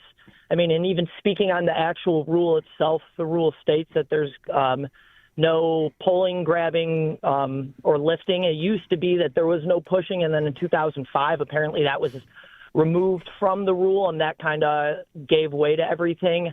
I think you still see it a lot where downfield, like the last caller stated, you see downfield players getting pushed, and I think you see it more than often that they end up getting pulled as well. I mean, you saw Spencer Brown pulling people forward a couple yards almost every single game, and I mean, I'm kind of sick of it. I mean, it worked well in our favor, but sometimes you kind of have to sacrifice a good thing. Yeah, that's how I feel too. I mean, just I'm not sure what it is about all of that I would rather it not exist, but I would rather it not exist. Yeah, thanks, Riley. Bill is next. Hi, Bill. Hey, how's it going? Okay. Hey, I just want to have an input on this tush push. Good. I don't know if the defenses have ever looked at it, but why not line up extra linemen behind the 4 down linemen and use it as a crutch to combat that play, I guess. I mean, I said to an earlier caller, I would think that whatever, motivation defenses would have to stop it would have been sufficient by now, and if they haven't been able to think of the big idea. Talking about, in Hurt's case, a guy who can leg press 600 pounds, who is as the defense does not, the offense knows exactly when the ball is going to be snapped, and he would know exactly when the ball is going to be snapped. So he's got a timing advantage. These defensive linemen are also big and strong, of course, and he only needs a 1.5 feet. Go get your 1.5 feet without needing other giant guys to push you forward. That's all I want to say. Why do I want it that way? I don't know. I really don't. I don't have a magic bullet for this one. Sometimes I've got charts, I've got thoughts, I've got logic, I've got reason. This one, I don't like it. Hope that's okay. They announced earlier today at the owners' meetings that it will still be possible to flex out a Thursday night game and thus flex one in from another primetime slot, like a Sunday night, as long as there are at least 21 days notice. So that was something that was experimented with last year. I believe the Denver Chargers game late in the season that had playoff implications was moved in to a primetime slot. So they did it last year. And it's also the rule, and maybe this was already the rule, you cannot have more than 2 short week games. And, short week is less than 7 days, I would think. So, or less than 6 maybe. Maybe a Monday night game to a Sunday wouldn't count. But whatever short week games is, Sunday to Thursday, or maybe even Friday, I don't know the number, but there's a limit, which is good, that you can only have 2 of those. Oh, the schedule. The schedule, bring it on. Lots of other stuff first, including the draft. Bring that on.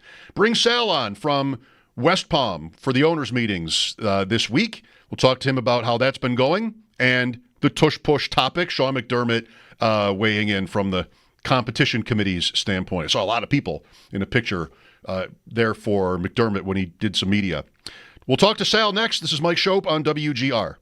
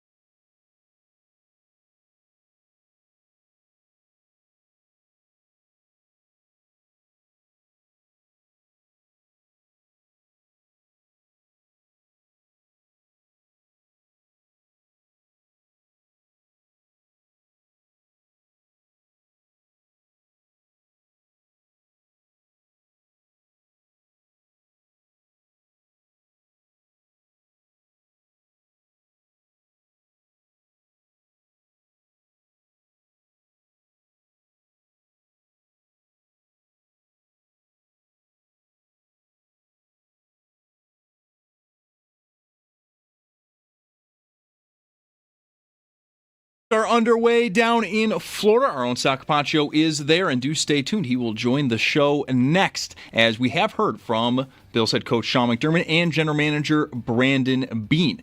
One note that is going to be voted on the docket tomorrow is the Tush Push. Bills head coach Sean McDermott is part of the competition committee. He has been vocally against the play, wanting to ban it, and was further talking that earlier today. My position hasn't really changed at all. I feel where I'm most concerned is, even though there's not significant data out there to this point, the health and safety of the players, first and foremost.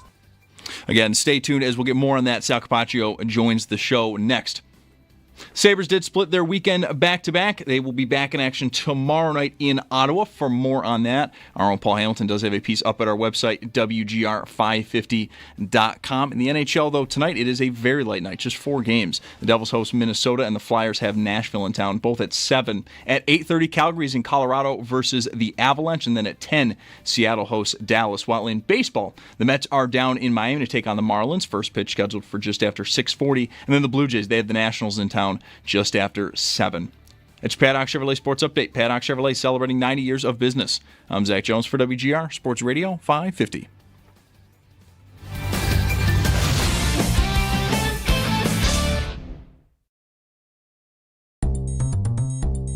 It's Sal Capacho. I make a special carpaccio for your exes. Oh, now that sounds really good. Oh, you like? Hey, get away from my wife with that. What's the matter, carpaccio no good? What do you do now? They don't like a carpaccio. They like carpaccio. On WGR. I make a carpaccio for you. Sports Radio 550. On the Westher Hotline from West Palm Beach, Florida, site of the NFL owners' meetings, Sal Capacho. His coverage brought to you by Window Nation, the perfect fit for your home and wallet. Visit windownation.com. Sal, what kind of a 24 hours or so have you had?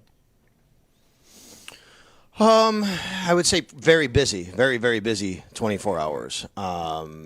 Getting here yesterday, the weather-wise was a little rainy and overcast. Today's a lot more sunny and everything. But independent of that, normally we get Sean McDermott for the first time at the AFC Coaches Breakfast, which is this morning. We were told we would get Brandon Beane last night as a group, Buffalo Media. So headed over to the hotel where all that is. I was there all day yesterday, probably since about 8, 9 in the morning, getting credentials, things like that, getting set up. Anyway. So we get Brandon Beane, and then we were told, hey, Sean McDermott's going to come over. So that was kind of a surprise. So we had McDermott, and so we had both of them all day, yesterday afternoon. Before that, I had met with Pete Gwelly, COO of the Bills and Sabres, for a one-on-one. So literally all packed. You want to talk about the 24 hours? All packed in that was Pete Gwelly for a one-on-one interview about everything, and then it was Brandon Beane, and then it was Sean McDermott, and then this morning was McDermott again, who showed up for the AFC Coaches Breakfast because he still has to do that, and a lot of other people in the media wanted to talk to him. Mm-hmm. I saw you got to Jim Harbaugh as well. I did. Walked over to Jim Harbaugh, and typically I'll do that where a guy gets signed from the Bills sign a guy from another team, and I'll try to find my way to that coach and say, hey, what are the Bills getting in this guy, so we can at least get something on the record about what they thought about the player. The Bills don't have a lot of guys they've signed this year, to be honest with you, but 2 of them came from the same team, Joshua Palmer and Joey Bosa from the Chargers. And he said Joshua Palmer, he used a term I'd never heard before, speed into the defense. He didn't say speed, didn't say he's fast. He said he has speed into the defense. I'm like, okay. So I didn't really, that was interesting, that term. He said he has the ability to make a big play, really good player, obviously. And when I asked him about Joey Bosa, he kind of just said one of the best to ever play, or one of the best to ever do it. And that was kind of it about Joey Bosa from Jim Harbaugh. One guy, great teammate, this. The next guy, he's great. Great player. Maybe that means something. So I want to start with Beane, and we'll get to all 3, the Bills, higher-ups. But I thought maybe this was a lot, Sal, Beane on Cook. How, in so many words, we weren't there close enough, so we moved on. And we're on the draft now, and I want to ask you too if you think that meant also in terms of other positions like corner, right? We're just I'm going to be here at this meeting, and then we're going to it's draft time. But then also at the end of the clip, he starts to sound like he's going to say, and look, it's early, we can still get a deal done with Cook, later on after the draft. But he doesn't say that. He says next year. So I thought this was maybe a lot. Did you hear it mostly the same way? Yeah, Mike, I think that from an on-field Buffalo Bills standpoint, I think this is the biggest, most newsworthy item and quote, I guess, from the last 24 hours. Is Brandon Beane saying that he doesn't expect a contract extension with James Cook, quote, anytime soon, end quote. And then I agree with you, and I noticed the same thing because, in fact, to me, and I said this on our podcast I did with Matt Bove today, we did that as well. I said, what the change was, back at the Combine, he actually used the words, he said, just because we didn't get one done now doesn't mean it can't be in a few days or a couple months or later on. But this time he said next year. He left out all that other stuff that's more short term, and he just said next year. So and then listen, he also said why. Because they're focusing on the draft and their cap. And now that they've turned their attention and they've done all this other stuff, they have to have money for their draft picks. They have to build in enough cap to be able to get to their top 53 once they get to the roster, because only the top 51 that count right now. And, yeah, they have to concentrate on building the roster. So that's where they're going to be. And unless something happens from James Cook's side where he goes, guys, hey, you know what? I need to sign. Let's just do something, make it good for this year so I can fit under the cap, which I don't expect. I think this is tabled until next year. That's what it sounds like to me for sure. Yeah. I mean, Cook really just can't do that to save face. He went public with what his position was, and once you do that, you can't show up, late March and be like, all right. I mean, he's got to dig in. I guess now we've talked about it every day, and every time I kind of want to say, well, we really don't know if this is anything yet. But I think now we do, and I feel like now the prediction is to see if the Bills call his bluff, $40,000 a day because he's got a contract.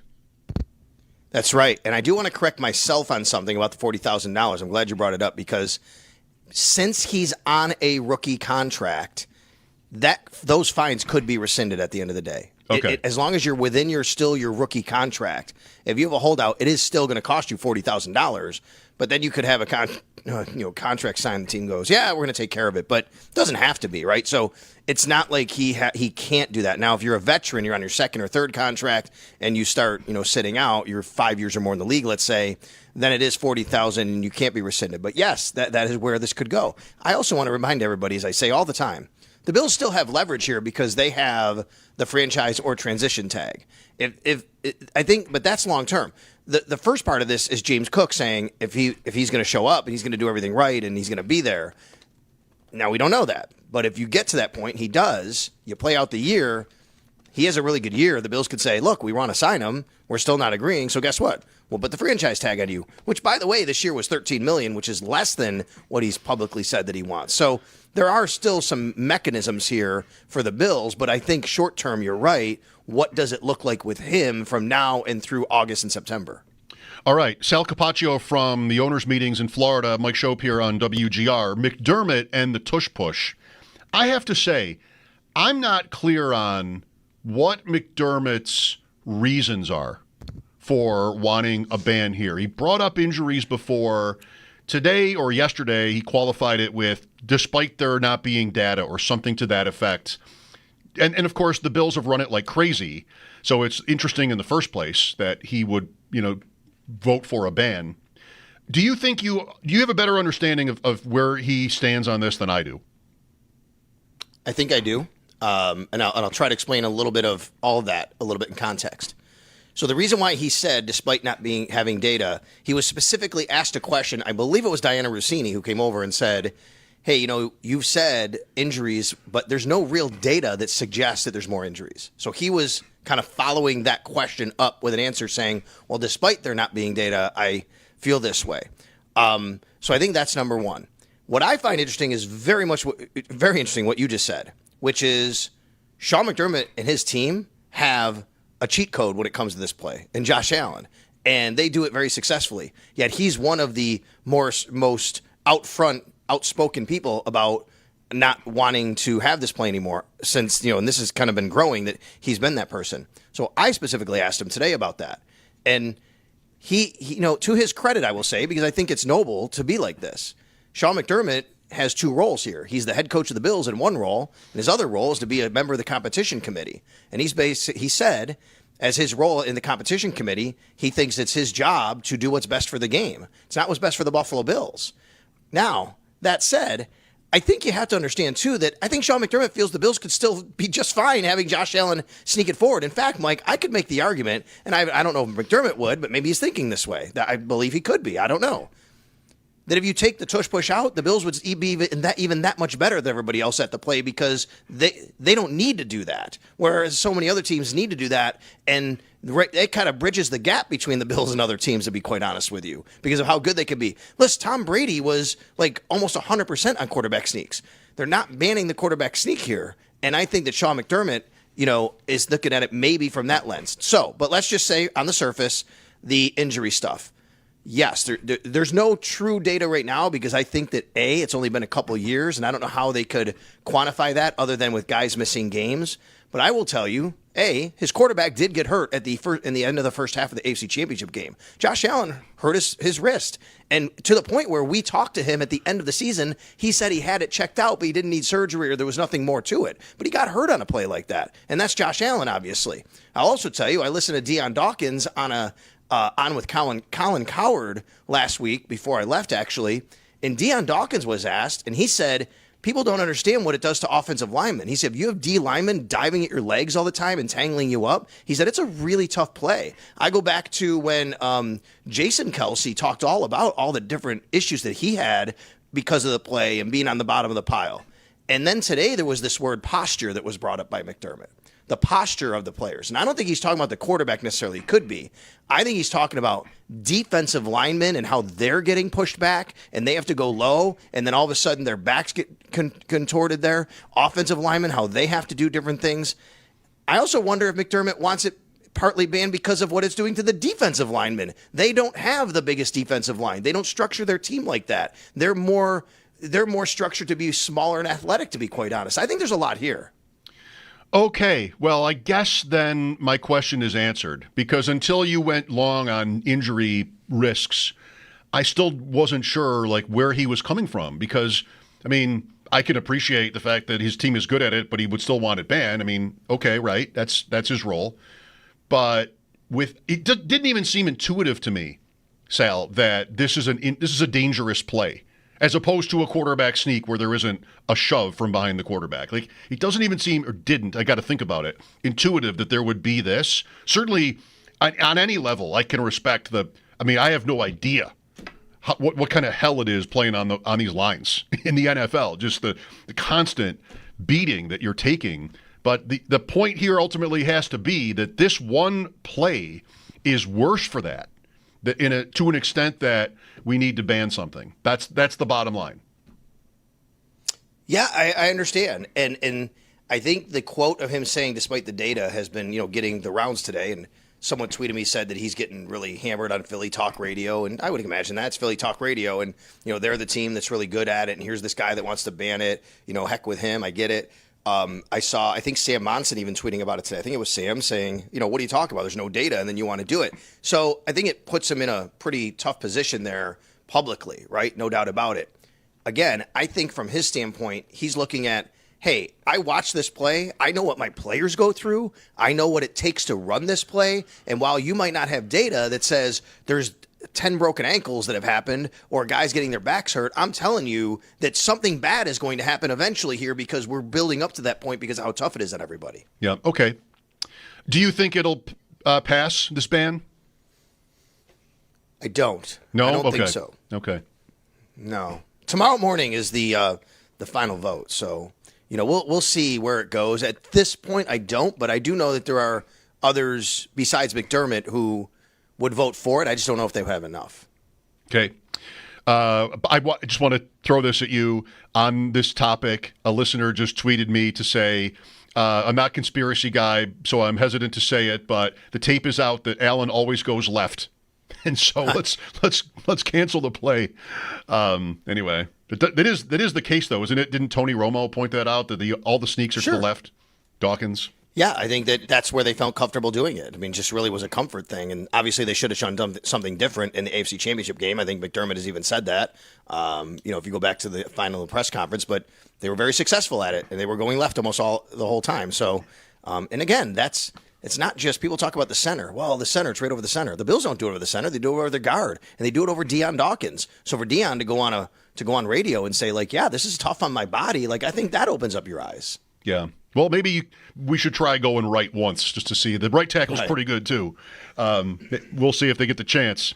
Sal Capacho on the West Her hotline. What was your top takeaway from Pete Gwelly? I read the transcript that you put on the website. Uniform, stadium, what did you like? Believe it or not, I think maybe my top takeaway was KeyBank Center. Not as much the Highmark Stadium, but there was a lot at Highmark Stadium that I took away from. I was a little bit more, I guess, surprised in a good way. He is very, very, I think, passionate, I would say is the word, about making sure that KeyBank Center is and remains, and he believes it is, a really big catalyst and destination for people to go downtown for different events. And really that the Sabres are the main draw, obviously, but you have the Bandits and you have college basketball. He said, his quote was, "We want to make Buffalo a college basketball destination." They've talked with national people. He said at the national level, they've talked to people. They've talked to local teams and coaches, and they want to bring more college basketball here, and they want to bring more events here, and they want that area around the arena to be built up even more. That was something really interesting for me. That, yes, a lot of stuff with the Bills and the stadium, and in that regard, same thing.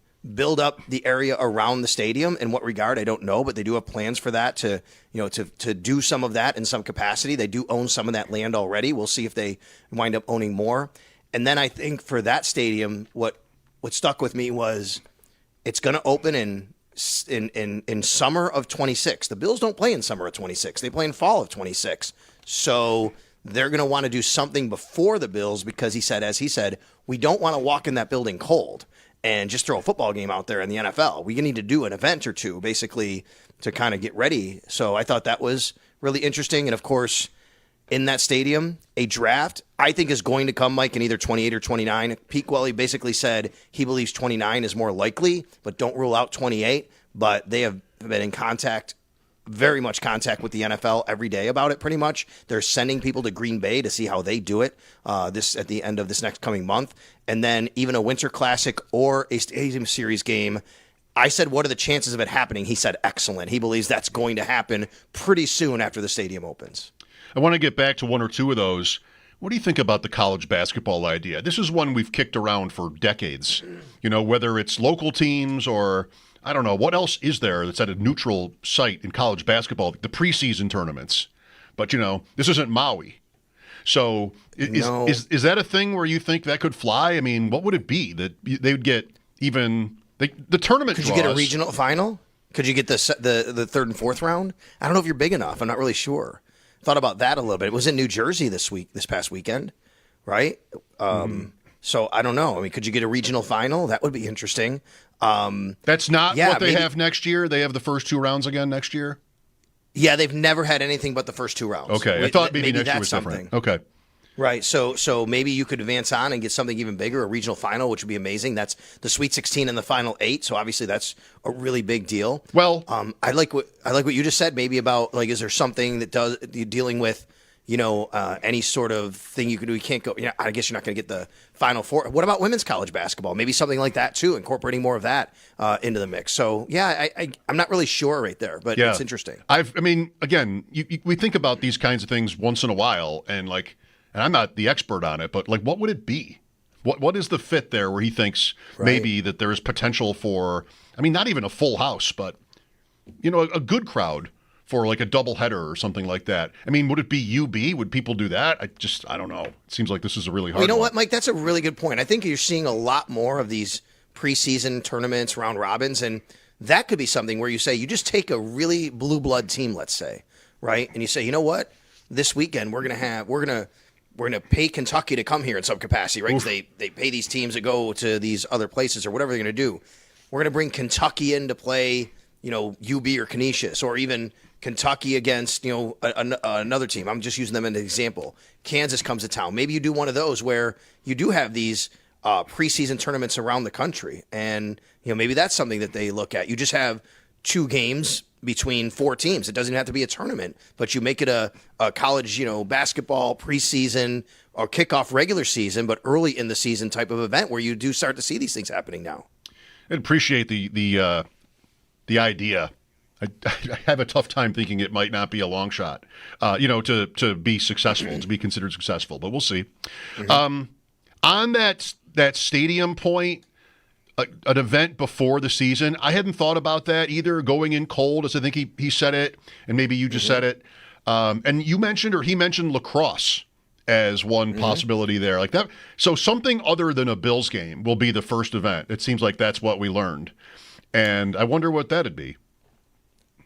I think the general consensus from people who heard that, and I've had a lot of social media interactions, some being snarky and funny and some being serious. I think a lot of people would expect a concert. Like, are you going to play a game in there? Are you going to bring a concert in there? What are you going to do? And I don't know. I don't know what the right fit is. Do you want a concert and then say, because to me, you're still kind of going cold then for a football game, right? Maybe you want something else. Maybe you want a college football game, depending on what how the schedule aligns. That's always starts a little earlier. I'm not really sure. It's a good question. Yes, lacrosse is on the table. Soccer is on the table. But that goes and extends beyond the first event. That is always going to be on the table at the new stadium. But yeah, I think a lot of people thought, hey, a good summer concert to kick off that, to open that stadium might be something really cool for people. Yeah, a few different ways that could be. You want it to be the right combination of, not combination, but you want it to rate well enough that it wouldn't seem weird as the first event at the stadium, right? Like but lots of people would want to go to whatever it is just to see what it's like in there. And, imagine sitting wherever for a Bills game.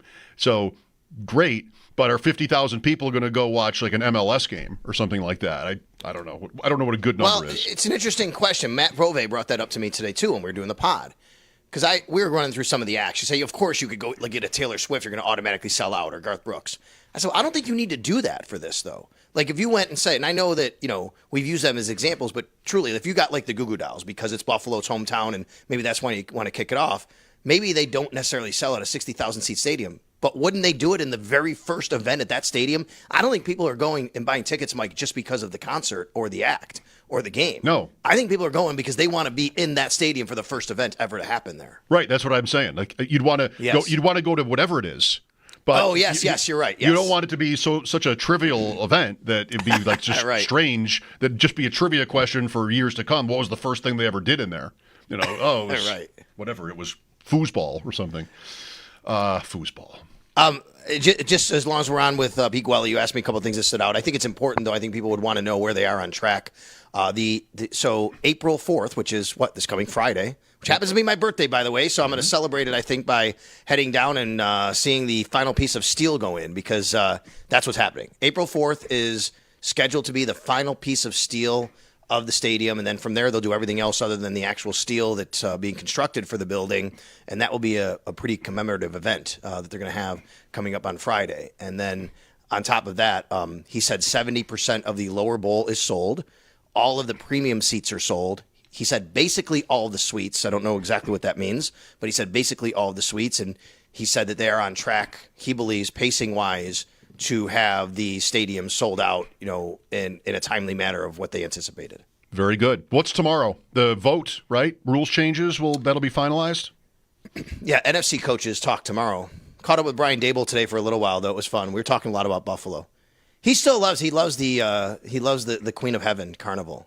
He's been going since he was a little kid, living out there in West Seneca. Okay. So him and his family, his family, they love it. So caught up with him for a little while.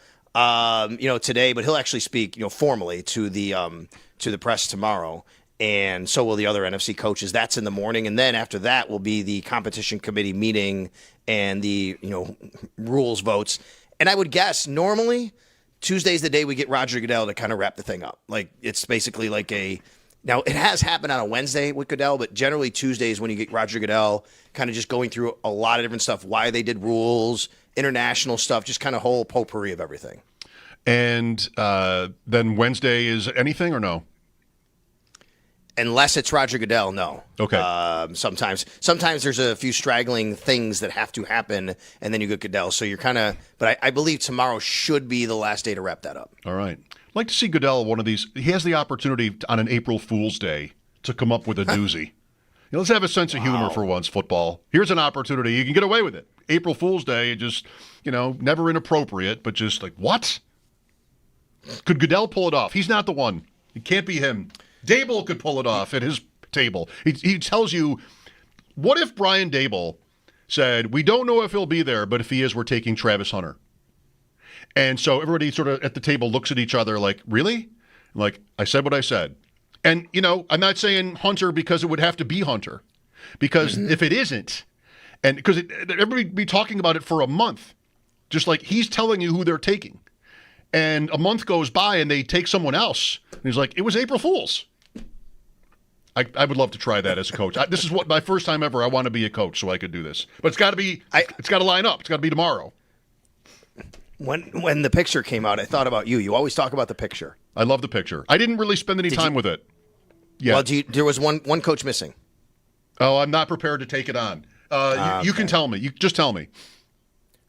I did not notice it, but I looked and saw because I counted 31. Someone tweeted who's missing, and someone underneath that wrote Raheem Morris. Okay, this was yesterday, right? Yes. Okay. So I didn't go and expect it, but but I did count 31. That's a bad job by me. Was missing. Bad job by me. I love the picture. I wasn't prepared to talk about the picture, which I should have been because it was yesterday. Okay, thanks, Sal.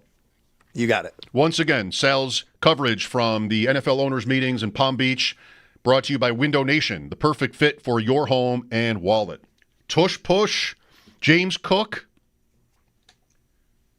Could Sean McDermott pull off an April Fool's Day? No. He picked 30. Dable could do it. Well, maybe he doesn't have the job security. Nobody will do it. What's so bad, though?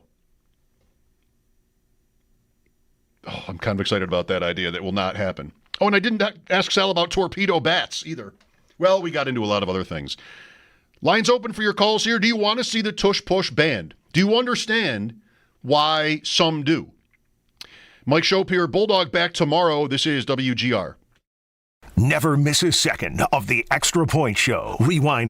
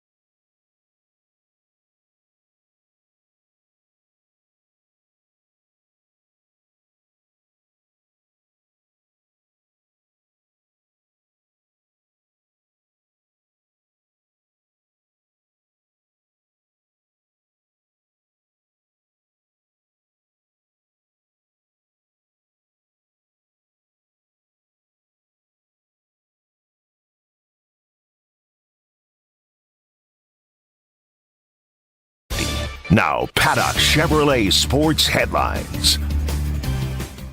The NFL League meetings are underway down in Florida. Our own Sal Capacho is there and has a number of pieces up at our website, WGR550.com, on everything we've heard over the last few days. And if you did miss both head coach Sean McDermott and Bills general manager Brandon Beane, you can find those again on our website, WGR550.com, or on the Odyssey app. Also, what is expected to happen tomorrow, the owners going to vote on proposed rule changes. That does include the potential banning of the tush push. Over to the college ranks, former Bills quarterback Frank Reich is getting back into head coaching. He has signed a one-year deal with Stanford to be the team's interim head coach. Both he and the school have agreed it's a one-year deal, and then following the season, the school will conduct a more lengthy nationwide search. This does come after previous Stanford head coach Troy Taylor was fired after 2 seasons due to his alleged workplace behavior, as Taylor reportedly bullied and belittled female athletic staff. To the Sabres, they are off today after splitting their back-to-back over the weekend. They're in action tomorrow night in Ottawa. For more on this past weekend, Paul Hamilton has a piece up at our website, WGR550.com. And then in baseball, the Mets are down in Miami to take on the Marlins. First pitch expected just after 6:40. And then the Blue Jays, they have the Nationals in town. That game expected to get going just after 7 o'clock. That's your Paddock Chevrolet Sports Headlines. Paddock Chevrolet celebrating 90 years of business. I'm Zach Jones for WGR Sports Radio 550.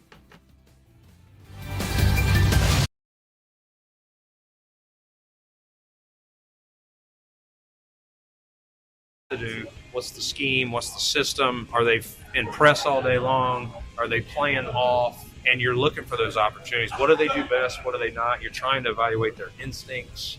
You're obviously going to talk to some of their coaches, some of their people that you know at those places. But I think every position has certain challenges that you have to do. You can't forget to grade the critical factors, the athletic traits that they're given. You have to be careful not to just judge them in a system that maybe doesn't accentuate all their talent, whether it's corner, linebacker, whatever it is. Brandon Beane there. Some interesting comments from both Beane and Sean McDermott at the NFL owners meetings in the last 24 hours plus. Sal said just now that he thought Beane on James Cook was the number one story of the whole thing. And, I mean, in terms of the Bills. And I agree with that. Because we went from, we took a couple of steps down the path here with this from his comments.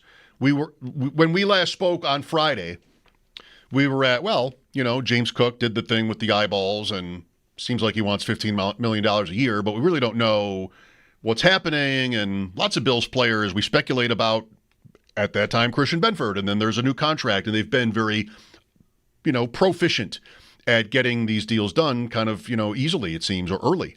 That's why I say easily, because it's rare that it drags on.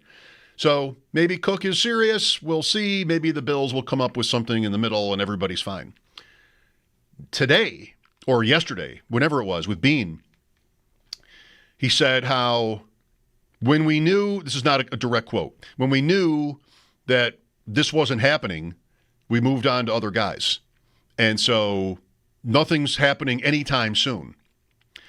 And the big one, I would think, we've moved on to the draft. So I'm thinking that in terms of any free agency, maybe not literally, but that they're kind of done until the draft is done.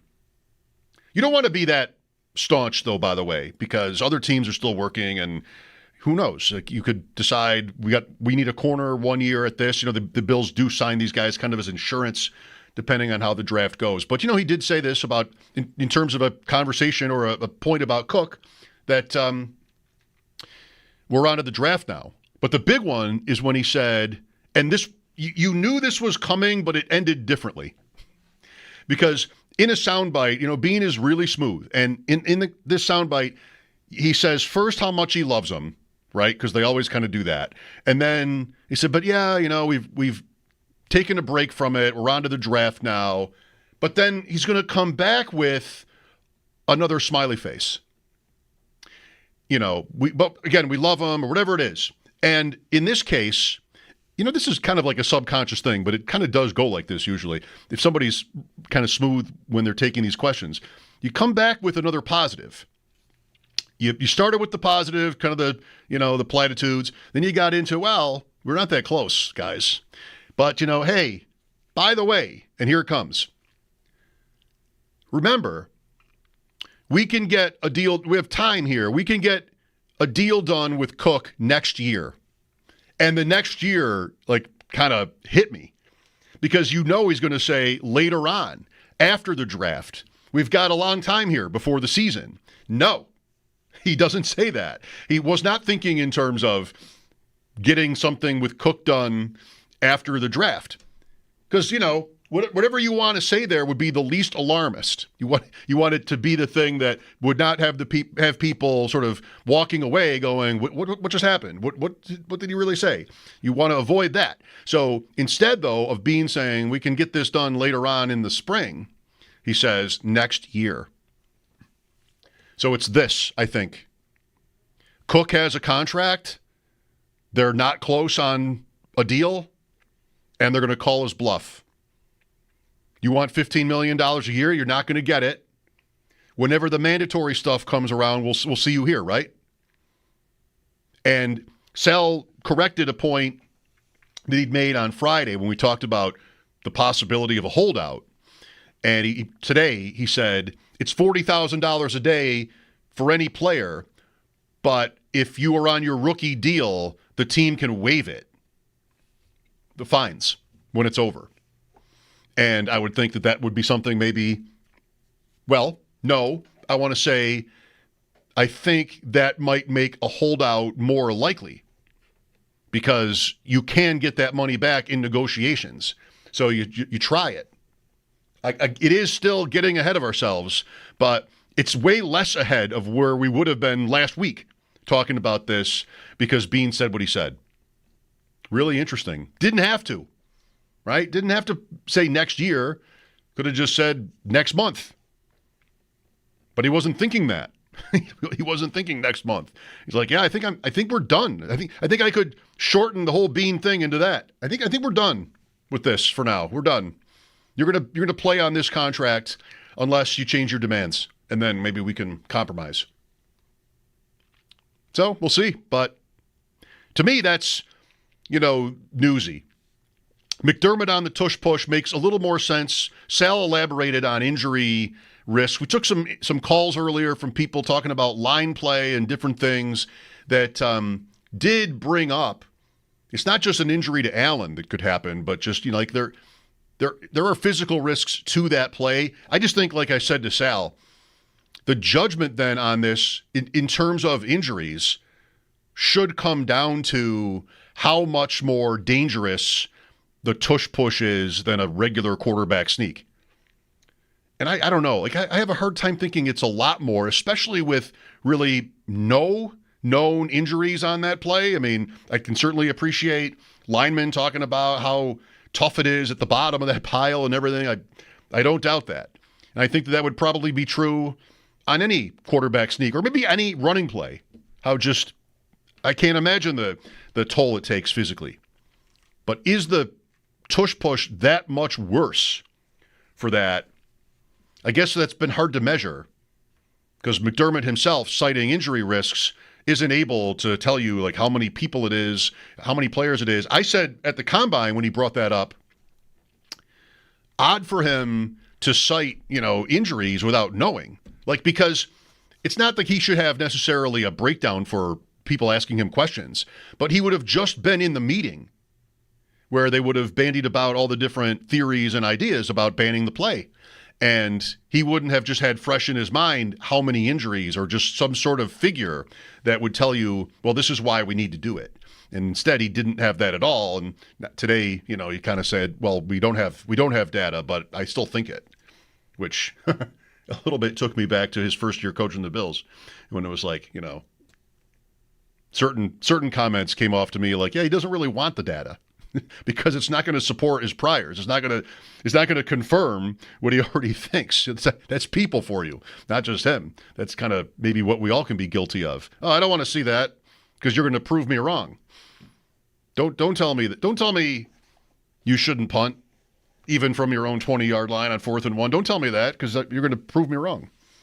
Anyway, so some interesting stuff from Florida and the owners' meetings, and tomorrow will be kind of a big day for that rule and other rules changes and maybe more interesting comments from around the league. Mike Schopp here. Bulldog will be back tomorrow. Let's take a break. This is WGR.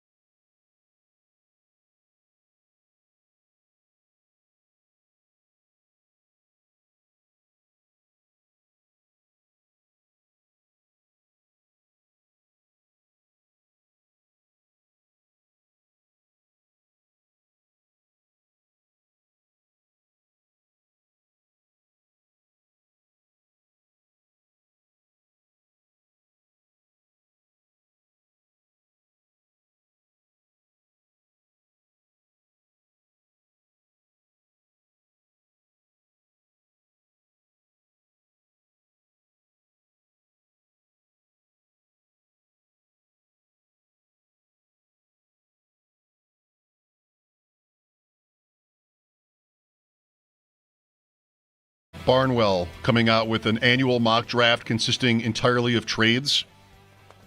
Love that one. Do you want to do that now, or should we wait?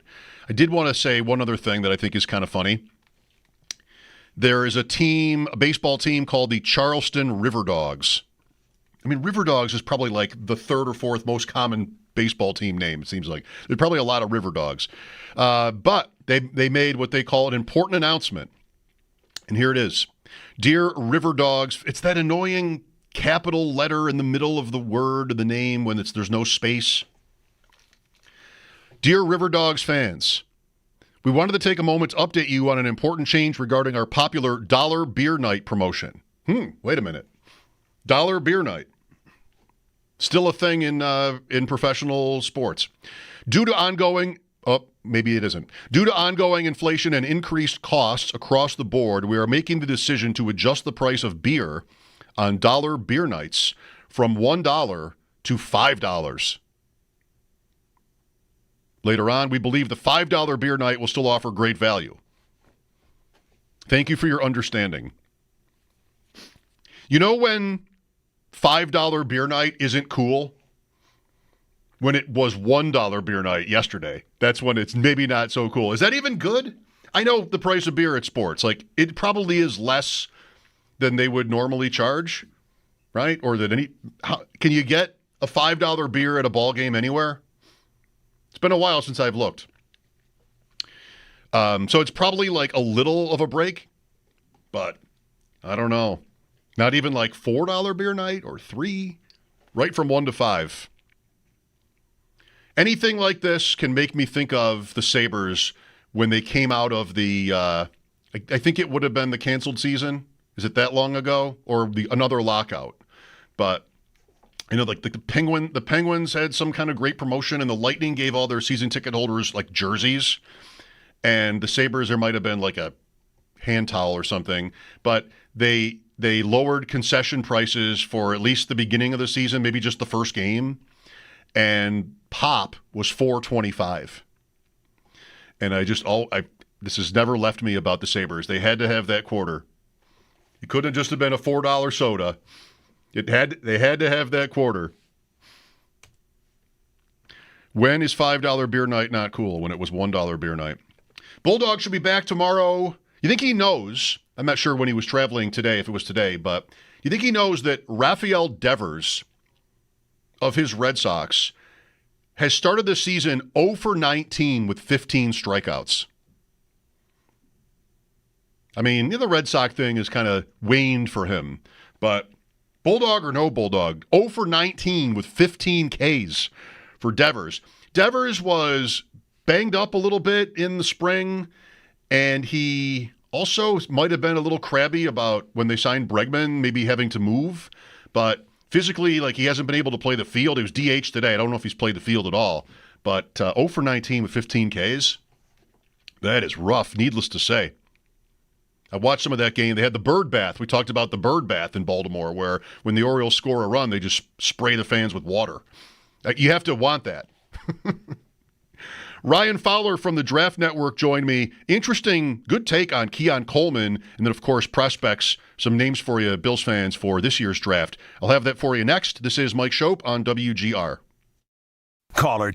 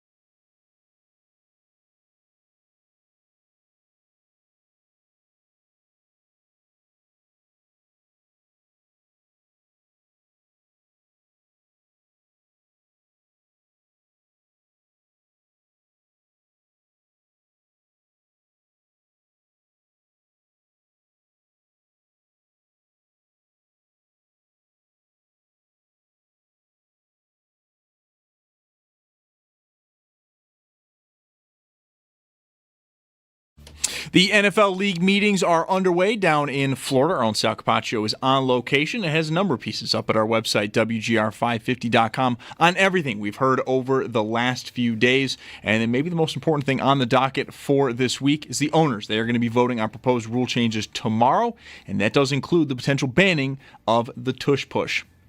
Former Bills quarterback Frank Reich back in the coaching ranks. He signs a one-year deal with Stanford to be the team's interim head coach. Both he and the school have agreed on that one-year deal following this season. The school will then conduct a more thorough search for their future head coach. This does, though, come after Troy Taylor was fired after 2 seasons due to his alleged workplace behavior, as Taylor reportedly bullied and belittled female athletic staff. Over to the Sabres. They are not in action tonight. They wrapped up a back-to-back over the weekend. They split that, and they're in action tomorrow in Ottawa. For more on this weekend, Paul Hamilton does have a piece up at our website, WGR550.com. And then in baseball, the Mets are down in Miami to take on the Marlins at 6:40. And then the Blue Jays, they have the Nationals in town. That game's scheduled to get going just after 7 o'clock. At your Paddock Chevrolet Sports Update, Paddock Chevrolet celebrating 90 years of business. I'm Zach Jones for WGR Sports Radio 550.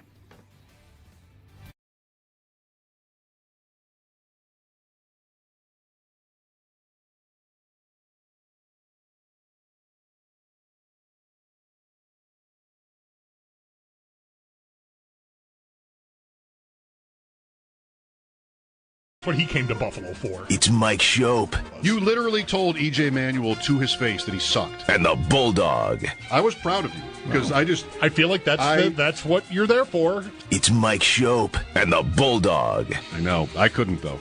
I couldn't. I'm better than you. On WGR Sports